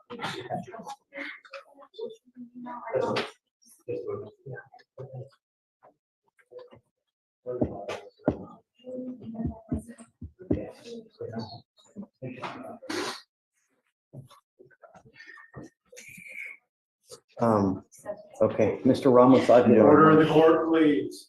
I am going to find that there's probable cause to go forward. And order you as a condition. Well, let me ask you this. Are you a United States? How? Guys, how? How do we have the defendant standing right there in front of the freaking microphone all the time and we can't hear a word they say? And then we got an interpreter whispering behind the defendant into his ear, and he's louder than anybody else in the entire freaking courtroom in the microphone. Citizen. No, no. Are you in this country with or without a permission? Judge, I always tell my clients that it's not to answer because you're asking them to admit to a potential criminal. Okay. Yes. I want you to understand, not in this country with permission. You go to jail and immigration finds you, they will put an immigration detainer on you and you will be stuck in custody first until this case is over with and then shipped off to immigration. I don't know what your immigration status is, but if you're not in this country with permission, be very careful. Do you have a Texas driver license? Do you have liability insurance in your name? Yes. Okay, you may continue to drive, but I am ordering you not to consume alcohol or illegal drugs. I will randomly test you. If I find that you're consuming alcohol or any kind of illegal drugs, I will put you in jail. You will not get any more PR bonds. Now, I will order you to obtain an interlock that you're not allowed to drive any vehicle that's not equipped with Mahendra, Giri, are you still here? I haven't heard from you in a while. Can you like and subscribe? an ignition interlock on it. Your counsel has asked me not to put one on in the work vehicle, but understand that could be a huge liability on your part. If there's an accident and they learn of that he has an open DWI, it could be potentially disastrous to your business. So you need to consider this when you're out there, especially if he's driving and he has an open DWI, it could be very disastrous. Are you saying that he's allowed to drive one of her vehicles without an interlock? I know that you're against this, right? What I will do is I'm also a scram monitor on your ankle, so I know that you're not consuming alcohol at any time, and I will not put it on the vehicle, okay? But I want you to understand, these machines are extremely finicky, so you better darn well know anything that you put in your body before, because I don't care what it is, if it's a tequila lollipop, if it's NyQuil, if it's hair dye, if it's isopropyl alcohol, if it's Jesus comes down and tells you to break bread, I don't care what it is. The slightest, faintest, most remote positive alcohol, you will land in custody. Do you understand? No, actually not metal. Because there's this little dog that's really mine and doesn't live with me. For some reason, Lori has my dog. Be careful, Rambo. especially with your insurance, because if insurance knows that if your insurance doesn't know that he has an open DWI and it gets into an accident, they may deny liability. Ew, no, I don't want a steak. I already had a steak in Texas. Why would I want another one? Ugh. I'm working Friday. We have a good band coming in. I'm gonna be dancing. I'm gonna be singing. I'm gonna be drinking my beer, my Hefeweizen. So, you need to really put everyone on notice because it could be a very big issue. Now, good job on having a lawyer. You've got a junkyard dog for a lawyer who we respect very much. It is your responsibility to stay in touch with Herman. He will tell you if and when you have to come back to court. If Herman tells me that he can't get a hold of you because you're playing games, I will issue a That's warrant for assault your and arrest. battery. Just stay in touch, do not pick up any new cases, and don't consume alcohol. Do you have any questions? I don't get upset. I will also pay for the devices so that there are no issues, Herman. Okay, thank you, sir. Do you have any other issues? No, sir, not at this Okay. time. All right. With Put a that. sweater we're on. done. Thank you. All right. Gandhi. Judge, my reapproach on Carla, I'll hit you next. Chat me what you got, huh? Yes, sir, thank you. Judge, may I bring up Ms. Scott for a time served plea on a DWI case? All papers are in, Judge. Beetle, Yes, Judge. Good morning. what do we owe the honor? I was across the hall. Oh, no. Are we in trouble? No, I was visiting Elizabeth Russell. I don't know if you know Elizabeth Russell. Joe. Hey, did the judge just completely ignore Johnny D? Did Johnny D just came up with a case, and I think it's this woman behind him in the pink? Did the judge just completely ignore Johnny D for one of those paid attorneys? I'm gonna have to come on Friday now because I need to have a talk with the judge about Johnny D. She started yesterday was her first day, but she started with me 23 years ago. And she's had a family to come back to work. She was a great trial attorney. She looks exactly the same. She's just more experienced. So I was not in the office yesterday. I was teaching at the academy. So Take time, we'll meet. You said, Gandhi? Ms. Scott, for us. Ms. Scott, can you approach, please?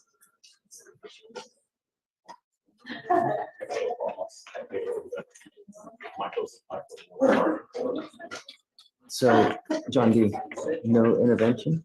I'm sorry? No PTM? Nope, not just, went all throughout, you know me, Judge, I go through all that. Ma'am, you're charged with driving while intoxicated. You're facing up to 6 months in jail and or a $2,000 fine.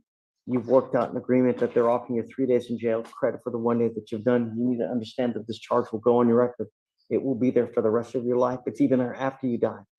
It's important because if you ever get pulled over in a car and you have a smell of alcohol, officers will look, they'll see this. What do you think they're going to do to you if they smell alcohol? Right. What we're doing today, from now on, you are facing a minimum of 30 days in jail. No more proverbial slaps on the wrist. So if I were you, even if you've had a sip of alcohol. You don't have to rub it in, Maiko. He streams while I'm working. I didn't get to see him. I got very, very, very busy tonight. Bingo. Nope. Last night was trivia. Wouldn't get into a car because you can be facing a lot of time. You understand? You still want to do this. You're giving up the right to a trial, right to compel witnesses to testify on your behalf, confront, cross-examine your accusers. If you're not a citizen, there are possible immigration consequences. You can be deported, excluded from the country, denied naturalization. You give up the right to appeal once you plead guilty. Like I said, you can never change this. You sure you want to do this? Why not the intervention program to get it dismissed? She had I think it was an evading back in 2023, and previous her blood alcohol was like 0.29. It was way up there. She didn't want to have to go through other medications. Wait, she's a prior to WI? A prior to WI? No, like evading. Back in 2023, she's already got a criminal record. I talked to her about that. 32. Yourself now. I work. Doing what? I work at Burns Barbecues, the barbecue place. So no, you don't want to try to get this thing dismissed, huh?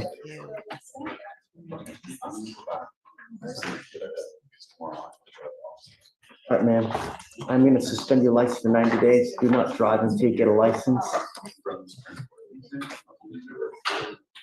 kind of money do you make?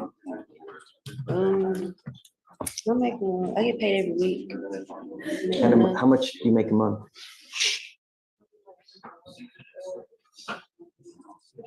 Maybe 5.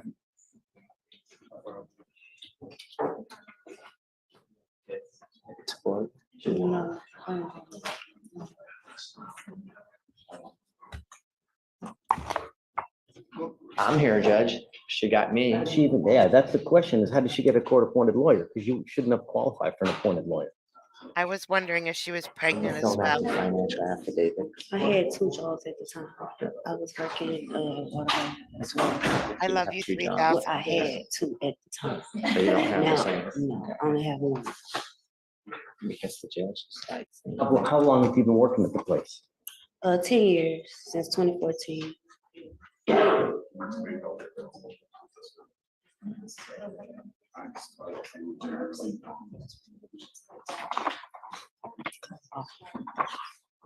You don't have children? No, sir. In order to pay the fines and fees, man, you know, I mean, Really? No one here knows I love you 3000? Not one person? For DPS purposes, or, I mean, you're gonna be You- required to you- pay the fines and fees, man. You don't qualify. You didn't even qualify for him. Put something completely different on the affidavit. No, I had 2 jobs at the time. So Oh, what so you do make I? even more money. No, I had 2 at the time. I filled out the paper at the time. Now I don't. you don't have. For you 10 don't- years, you make shooting yourself. $5,000 a month. No, Don't say it. it's not actually how much it is. Well, you just told the That's judge what- that, you just told the judge that right now you're making $3,000 with 1 job. No. Okay, well, that's what you just told him. How much do you make now? That's what he asked you. Okay, you just told I only him. make like $200 and some afterwards. I love you 3000 was Iron Man. And it was very, very, very, very cool and special. Taxes like 3. It's no more You than mean $300 $300? a week. Yeah, $300 a So week. why did you What's tell him that? $3,000 a month a while ago?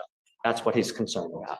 Judge, I think we have a I mean, after you round miscommunication. it, You round make it off, it come to $300 a like week. 2,000. So No, hold on. You make $300 a week. Times 4, that's about $1,200 a I month. just want the truth. I can show you check stubs. I asked you how much you made. I You think she said, was- you know, $4,000, $3,000 to $4,000 a month, you know? Talking about a week now. You were thinking about a week. Yes, So I you don't make make- $300 a week. John, I'm not. Can I get proof and come back and revisit it, Judge? Because can I get proof and come back and revisit it? Let's do that. Good job, John. Yeah, she says she has Fine. proof in her purse, so let me look at it and then I'll come back and then before we go. Take your time. Okay, don't worry. Good job. Cesar Hernandez. It's a case that it's kind of old, but they're trying to gather the mitigation evidence. And if they get their, I'm gonna give him 2 weeks. all right, that's I'd right. have everything done because it's 180 days. He's No, I'm- supposed to be here with the stuff. So 2 weeks.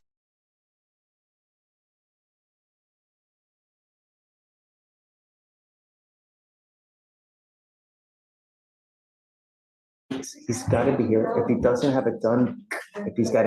Yeah, I was muted. And it was really good too. Fine, I'll do it again. Remember when we were in school and our math teacher kept saying, you can't carry a calculator with you everywhere you go? Joke's on you, math teacher. We do. Sister Paula. Got everything done to turn in, we'll send it to the TRAS. Thank you, sir. And that's absolutely everything ready to turn in by the next set. Yes, sir. Thanks, Rob. Okay, Darla.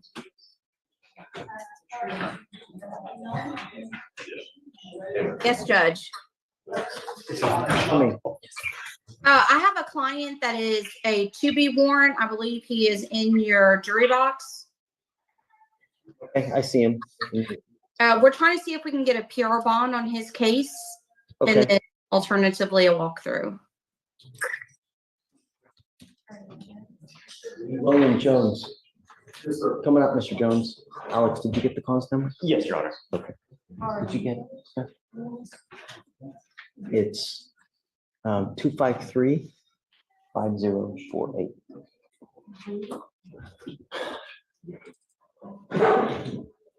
Mr. Jones, you're charged with driving while intoxicated, second offense. And it's elevated to Class A. Well, it's elevated due to the high That's very blow, so you're sexy. facing up to a year in jail and or a $4,000 fine. We're going to do probable cause. You have the right to remain silent. Anything you say can or will be used against you. You have the right to have an attorney present if you cannot afford one. One will be appointed to you, sir. Have Ms. McBride. Okay. Fozzie, you can just finish taking them right now. The officer was dispatched to a public street in Pearland in Harris County, Texas, in response to a crash. Upon arrival, the officers met with the witness, the defendant's wife, who stated that she was tracking the defendant's location on her phone while he was driving home from a diner, and noticed that the car was stationary for a long period of time. When the witness arrived at the scene, she saw the defendant standing outside his vehicle, and the defendant told the officers that he made a wide right turn and hit a parked car. EMS arrived and began examining the defendant. EMS asked the defendant if he had consumed alcohol, and the defendant admitted to drinking 7 whiskeys. The officer stated that while speaking to the defendant, he observed an odor of an alcoholic beverage. The officer began DWI investigation while en route to the hospital. Standard field sobriety tests were conducted, HGN 6 out of 6, and walking, turn, and one leg stand were not conducted due to the defendant being strapped to a gurney. The officer obtained a search warrant, and the blood alcohol was 0.16. You said there was a witness that saw this, right?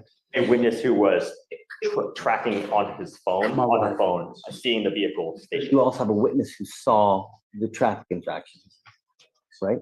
There was- So it was an accident where he had hit another car. We don't have Correct. another witness This that one. actually saw that yet. I don't know if I may, that the witness they're referring. Stop. It's okay. We'll fight that battle whenever it's time. Okay. Anything you say they can use against you, just don't. You've got a lawyer. Ms. McBride can do everything for you. So, Mr. Jones, I'm going to find that there's probable cause to go forward with your case. I'm ordering you as a condition of your bond not to consume alcohol or illegal drugs. I'm going to randomly test you. If I find that you're consuming alcohol or kind of any illegal drugs, I will revoke your bond, put you in jail. No more PR bonds for you. Do you understand? I've never met anybody in real life that was bitten by a recluse spider. And in chat, there's like over and over again, I got bit by one. I got bit by one. What's going on here? How? Sir. Do you have a Texas driver license? Yes, sir. Do you have liability insurance in your name? You're not allowed to drive unless you have both. And I'm placing now an additional restriction on your license. You're not allowed to drive any vehicle that doesn't have an interlock on it. If you're caught driving a vehicle that doesn't have an interlock, likewise, you will go to jail. You will not get any more PR bonds. Interlock. It's a breath test device that you will put in your car that does not allow you. Where do I get that? I have pretrial services here that will help you with the paperwork and how to go get it done. I'm now just telling you, we will also provide paperwork to the Texas Department of Public Safety so that if you're Okay. caught driving a vehicle that doesn't have an interlock, officers will know and they will put you in jail. So just beware that eyes are all around you and everyone. Understand it.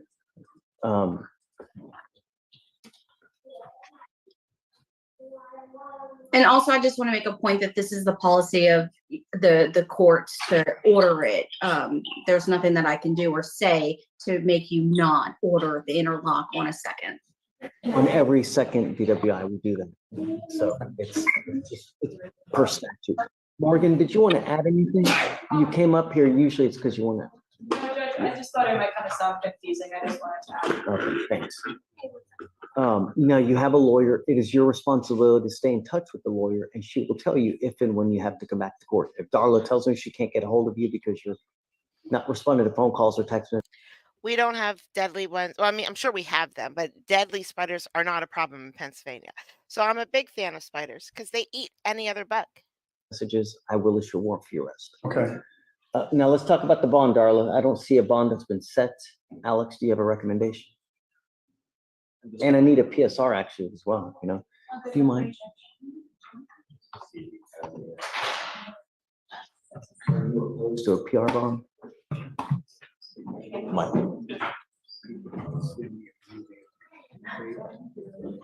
opposed to a PR bond. I don't have his criminal history. The only thing I see is a DWI from 1989. You know, back when Martin Luther was famous.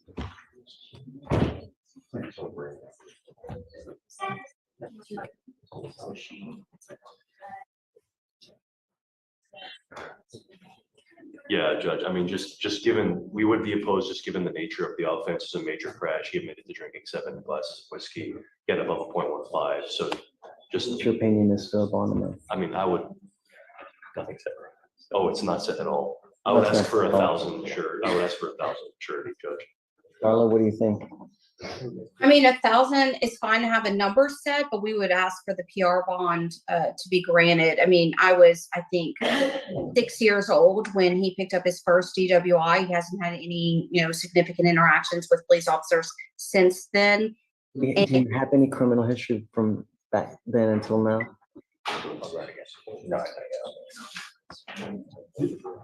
Or just briefly run this history, Judge. Yeah, please. May I address the court? Come on, And it's Judge. more so to let him. protect you, because I don't want to say something that you, when you think you try to help, you may I want to invariably hear him. put the proverbial foot in the mouth. Yeah. It's just now is not the best time. No, Judge, there's no other criminal history. Okay. It's been a while. He's not been in trouble. I mean, I believe everybody deserves a chance, and I'll give it to you now. I'll give you a PR bond. But like I said, you're not going to get another one if I find that you start acting up or you endanger my public in any way. I will put you in jail, and I'm going to make your bond extremely high. Thank you, Your Honor. Okay, so I'll set the bond at 1,000. Darla, I'll grant you a PR bond. We'll have him meet with pretrial. We'll have you sign a reset as well, and then you just hold tight for me. We'll have you out here in about 20, 30 minutes. Okay, thank you, Mr. Jones. Hey, Judge, how's January 14th? Darla. Looking at it now, January 14th. Through the 6th. Yo, Drunken Smurf has some stories, guys. Seriously. Drunken, you got to talk more in chat because you got some stories. Yes. Tokyo is here. Oh, man, you're so old today. It was Tokyo's birthday yesterday, guys. I hope you're hungover. I hope you're very, very, very hungover. 16th. Okay, I can do January 14th. I'll be right across the hall. All right. All right, see you then. Thank you, Judge. Take care. You too. Slide the internet so I can give him a copy. Yeah.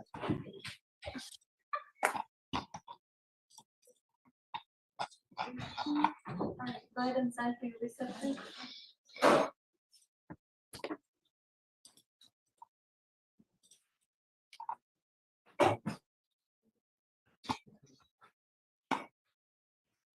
No, that's an interesting haircut. Just can I approach real quick on this? Yeah. Judge, she was confused. She was thinking that you were talking about on a weekly basis. I have her check stub. She makes $300 a week. So she makes about $1,200 a month. She has to pay rent, which is about $400 or $500. She lives with her sister, for food, transportation. She was thinking, I don't know, she said she was nervous, she wasn't thinking straight, but here is her pay voucher. So, I mean, that's the surest thing. You can take a look.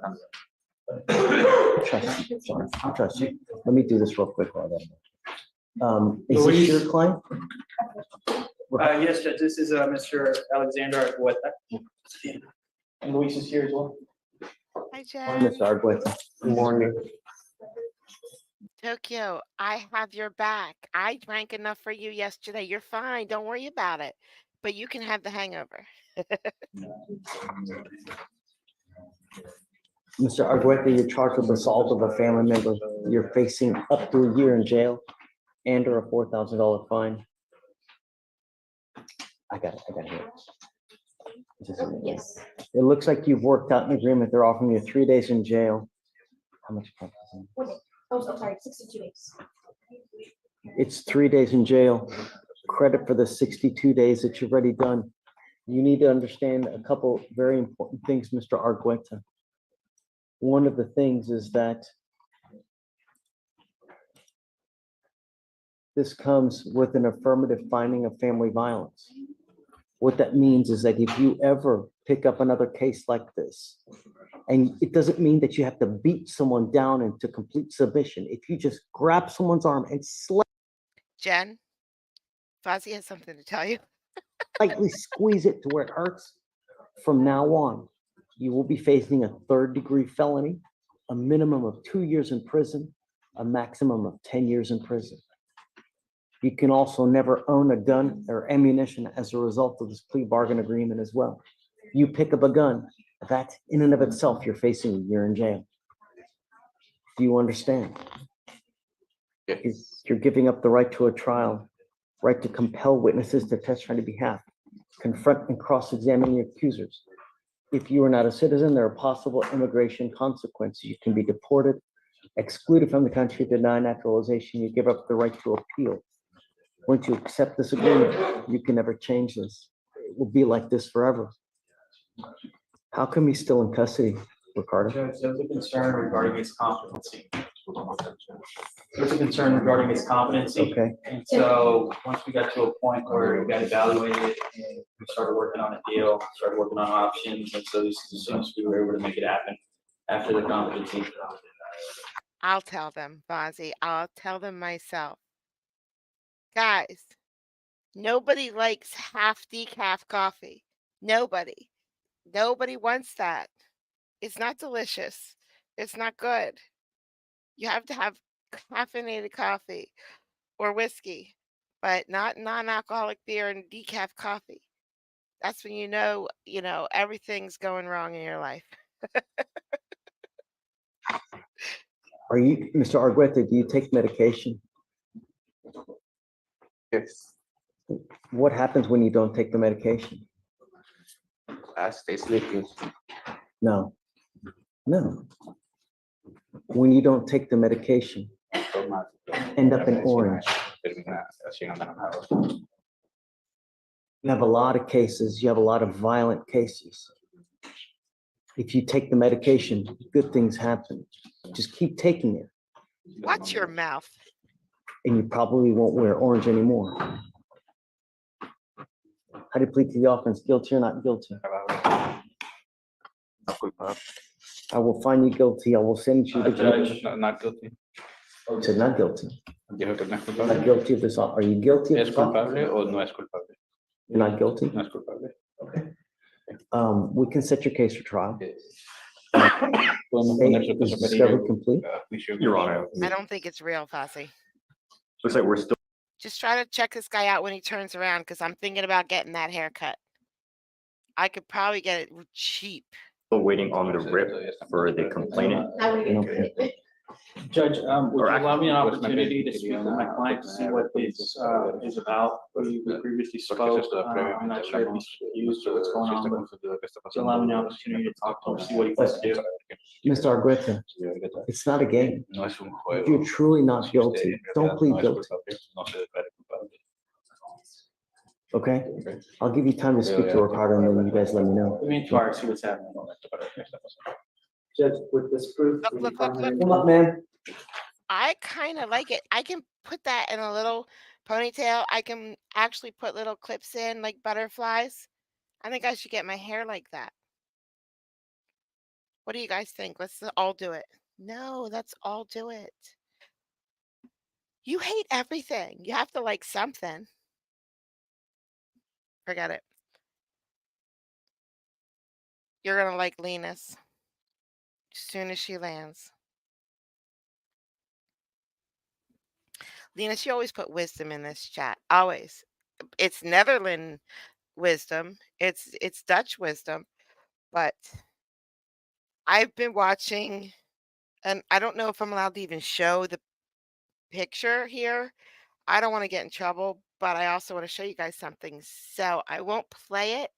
Where's my history? Hold on. I want to show you, Linus, some shorts that I've been watching. History.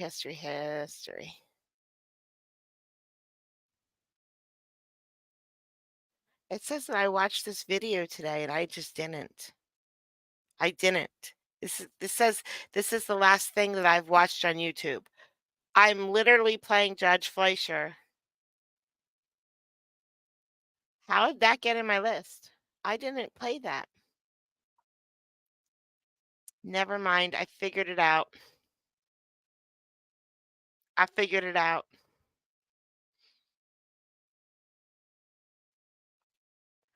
Hold on, hold on. All right, here we go.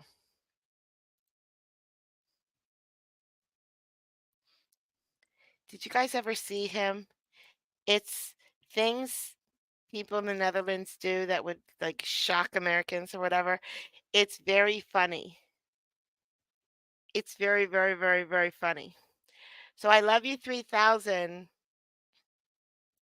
is Iron Man and his son, and he says, yeah, she loves me 3000. So it was in the movies, and it was so touching, and put a little thing in your throat, especially since he didn't make it to the end of the movies. So I'm going to check out this attorney, but I'm most likely definitely going to play that tomorrow. Um, we're done with the other case. We're done with that crazy custody case. They're just doing another deposition, trying to find out more information.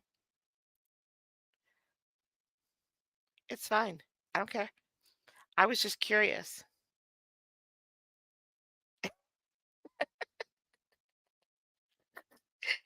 And then I have been saving some good stuff up while we were doing this trial. So I got Judge Reese coming.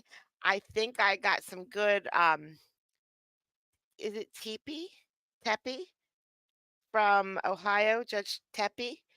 We've seen him before. We like him. I tried very hard to get that little judge from New Jersey. She just hasn't been on. So I got more Nakama. Um, so yeah, it's all been piling up. But I don't know if I'm going out Thursday night after work. So it's very possible that I won't be able to stream on Friday. Just letting you know. Um, I might possibly not be able to stream on Saturday either. So I might take 2 days off this week. I'm sorry. We'll see what happens. We will. I do have more of the cutie pie judge. I have to see if there's not really, he doesn't get a lot of crazy cases. I don't know why, but I'll see if I can get anything good from him. I did not get any more of the other bow tie judge, Eric Johnson, the guy who thinks for a long time. No, I don't have a manager. I just have the two owners. You can't speak to them. They're drunk. Well, I I didn't. I didn't ask Fozzie. He doesn't know yet. Don't tell him because he won't be happy. Just pretend everything's normal. And if he comes in stream, just say that I was on and it's over, and then I must have taken it down. What?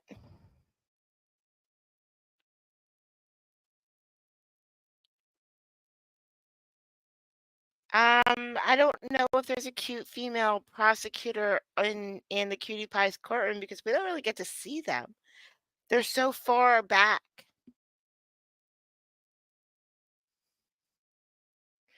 I don't know. We'll see. I mean, we did have a very beautiful judge for the last week. Very, very, very beautiful judge. So I'm gonna try to get Stanisberry too. I think I have a video of Stanisberry, like an 8-hour docket that I just haven't looked through yet for Lori, but I'm not sure.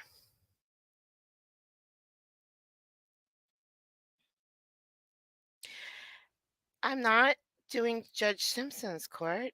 Everybody does Judge Simpson's court. Oh, the hot prosecutor or whatever. Oh, yeah. You can watch her and we can watch Mr. Allen and that's fine, but not here. We'll have to go with Bill's channel.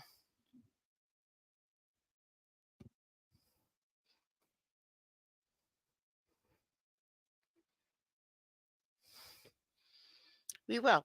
We'll ask Bill. We'll ask Bill to get some clips of her if he ever wakes up. Like, I don't know who he thinks he is sleeping while I'm streaming. Even though I never get to see his streams, that doesn't mean he can't be here when I'm streaming. Look at this. I'm going to show you something. Aw.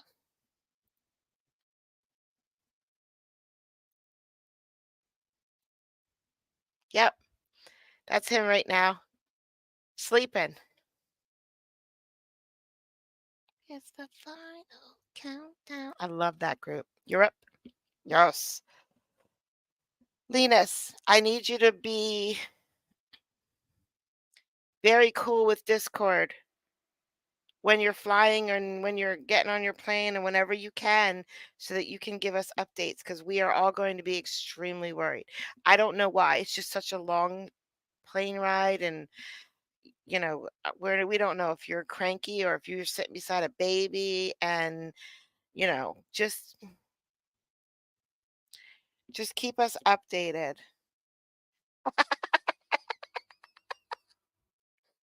Fozzie, did you just get me in trouble? Guys, I think Fozzie told on me. I think I think Fozzie told on me for telling everybody Bill was asleep.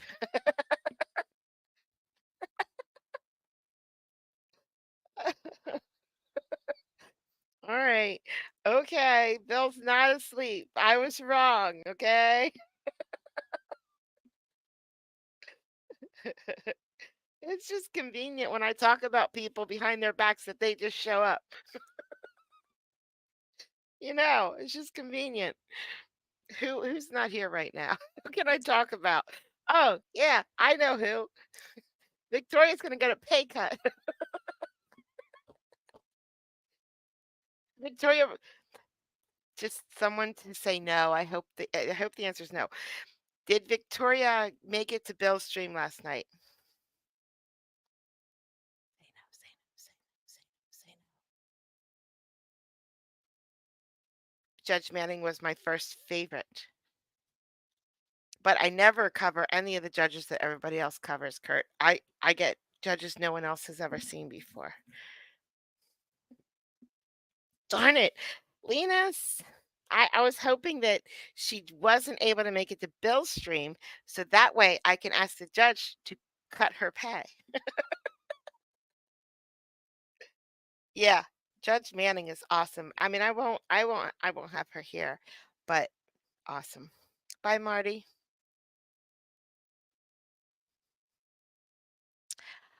I was working, Bill.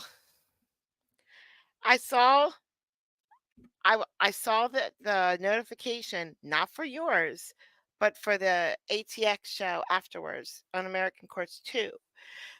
And it was like an hour after it started, I got home and I saw the notification and I saw that ATX, your 2 show stream was still on. So I get home, I get ready, then I have to feed all the animals and then I have to cook dinner. And by the time I was done with that, it was over and I didn't have a chance. What I should have done was I should have just got into the stream and then did dinner later. That's what I should have done.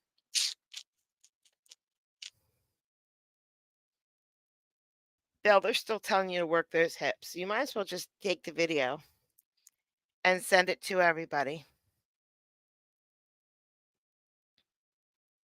I was really busy at work or I would have put it on. I had the election running too. Yeah, but okay. They're all YouTube videos. I mean, they're all YouTube judges. What you're telling me are all YouTube judges. I try not to get YouTube judges because everybody plays YouTube judges, and we love Wolf.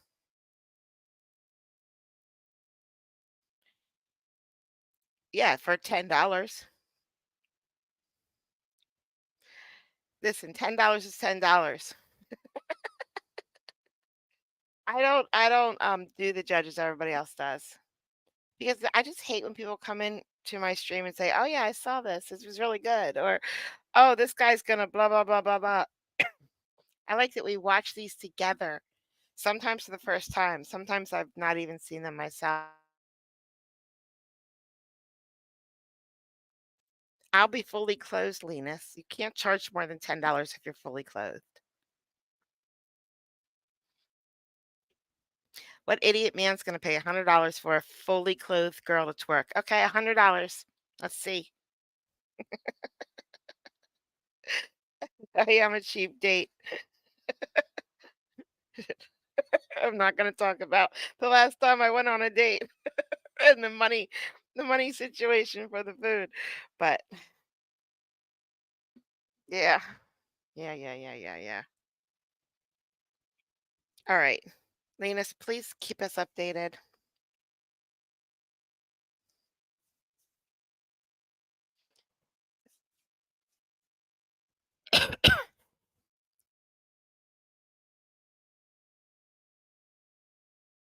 What are you going to give me, John? Are you going to give me a video? The video? Are you going to do it? You going to dress up as Tina and twerk?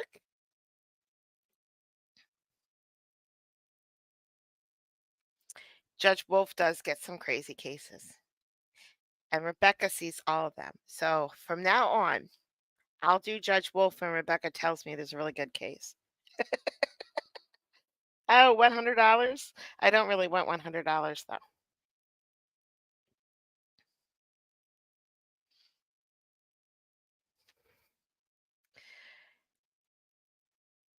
Okay, Lena, do it in front of the judge. Do it in front of the judge. We're all asking you to. So, right there where Johnny D is, see? That's perfectly in front of the camera. All right? I also want to get that judge. Oh, you guys are going to scream at me because I forgot his name again, from Kentucky. Milton is just not even close to right. In Kentucky, he's the judge, the only judge in Kentucky that streams. What is his name? I can't go, John. I'll be watching with you. But hi. Hey. Peace out. No, the guy from Kentucky. Sugar.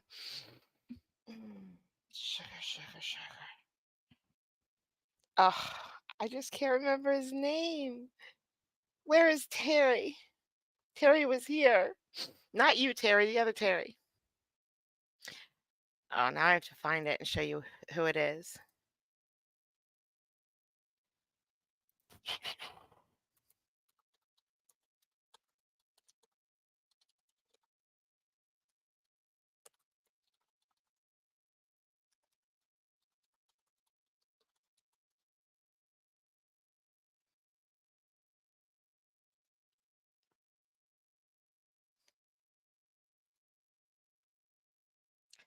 Ah, I see him, but I still can't remember his name.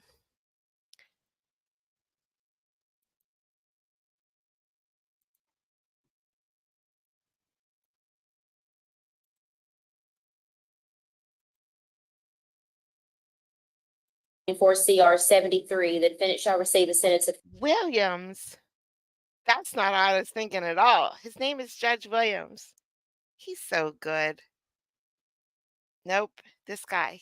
Judge Wolf isn't from Kentucky. This is the only judge I know that streams from Kentucky that I know of. Your Honor, that's his name. Bill's right.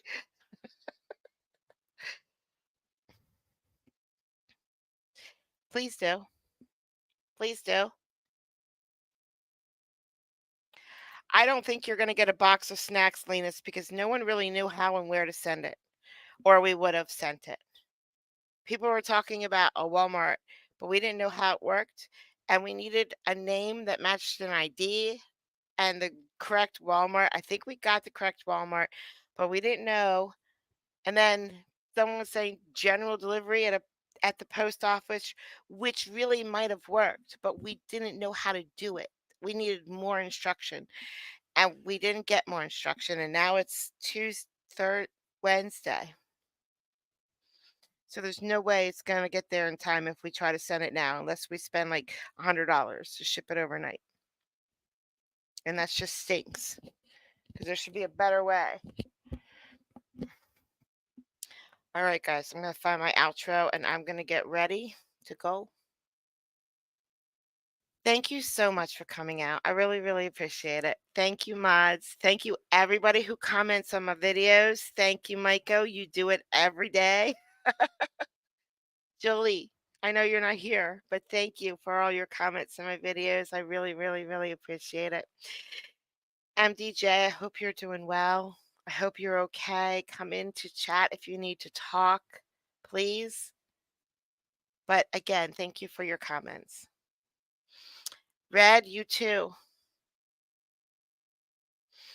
And mods, I thought today was going to be a lot worse than it was, but thank you for modding today. It could have been as bad as Judge Fleischer. No, you guys are great.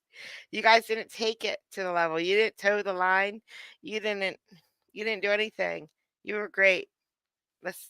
And there was no stress in the chat today. Plus we got a troll. All right. Yes, Tokyo. It's just start today. You have 10 minutes to do something today. I know you do. Just do it. Yeah, we were expecting chaos today. But you know what? It's chaos outside of this bubble. There's no chaos in this bubble. No, not might. There is no might. There's either do or not do. See you all in a bit in Fleischer's maybe. Me too. Yep. Micah will be there. Has Tiff been there? I know Tiff has been busy, but Allie will be there. And they'll be fine. Bye, guys. Thank you so much. I really appreciate it. See you next time.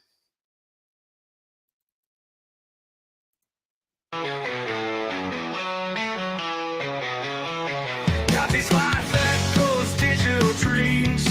Through the screen, her blue eyes gleam. Wicked humor, sharp as a knife. Her stream sparks electric light.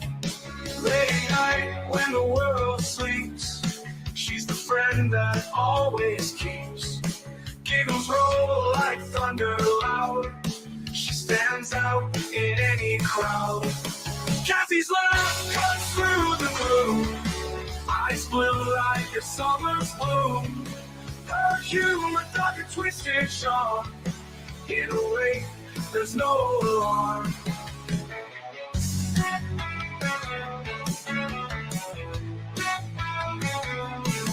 Freedom tales late into the night. Her laughter feels just right. Even when my world turns gray, with a giggle, she lights the way. Her eyes hear sky so blue. In her jokes, there's a truth so true. With extreme, she brings the light. Turns dark days into bright. Kathy's laugh cuts through the gloom. Eyes blue like a summer's bloom. Her humor dark and twisted sharp. In a way, there's no alarm.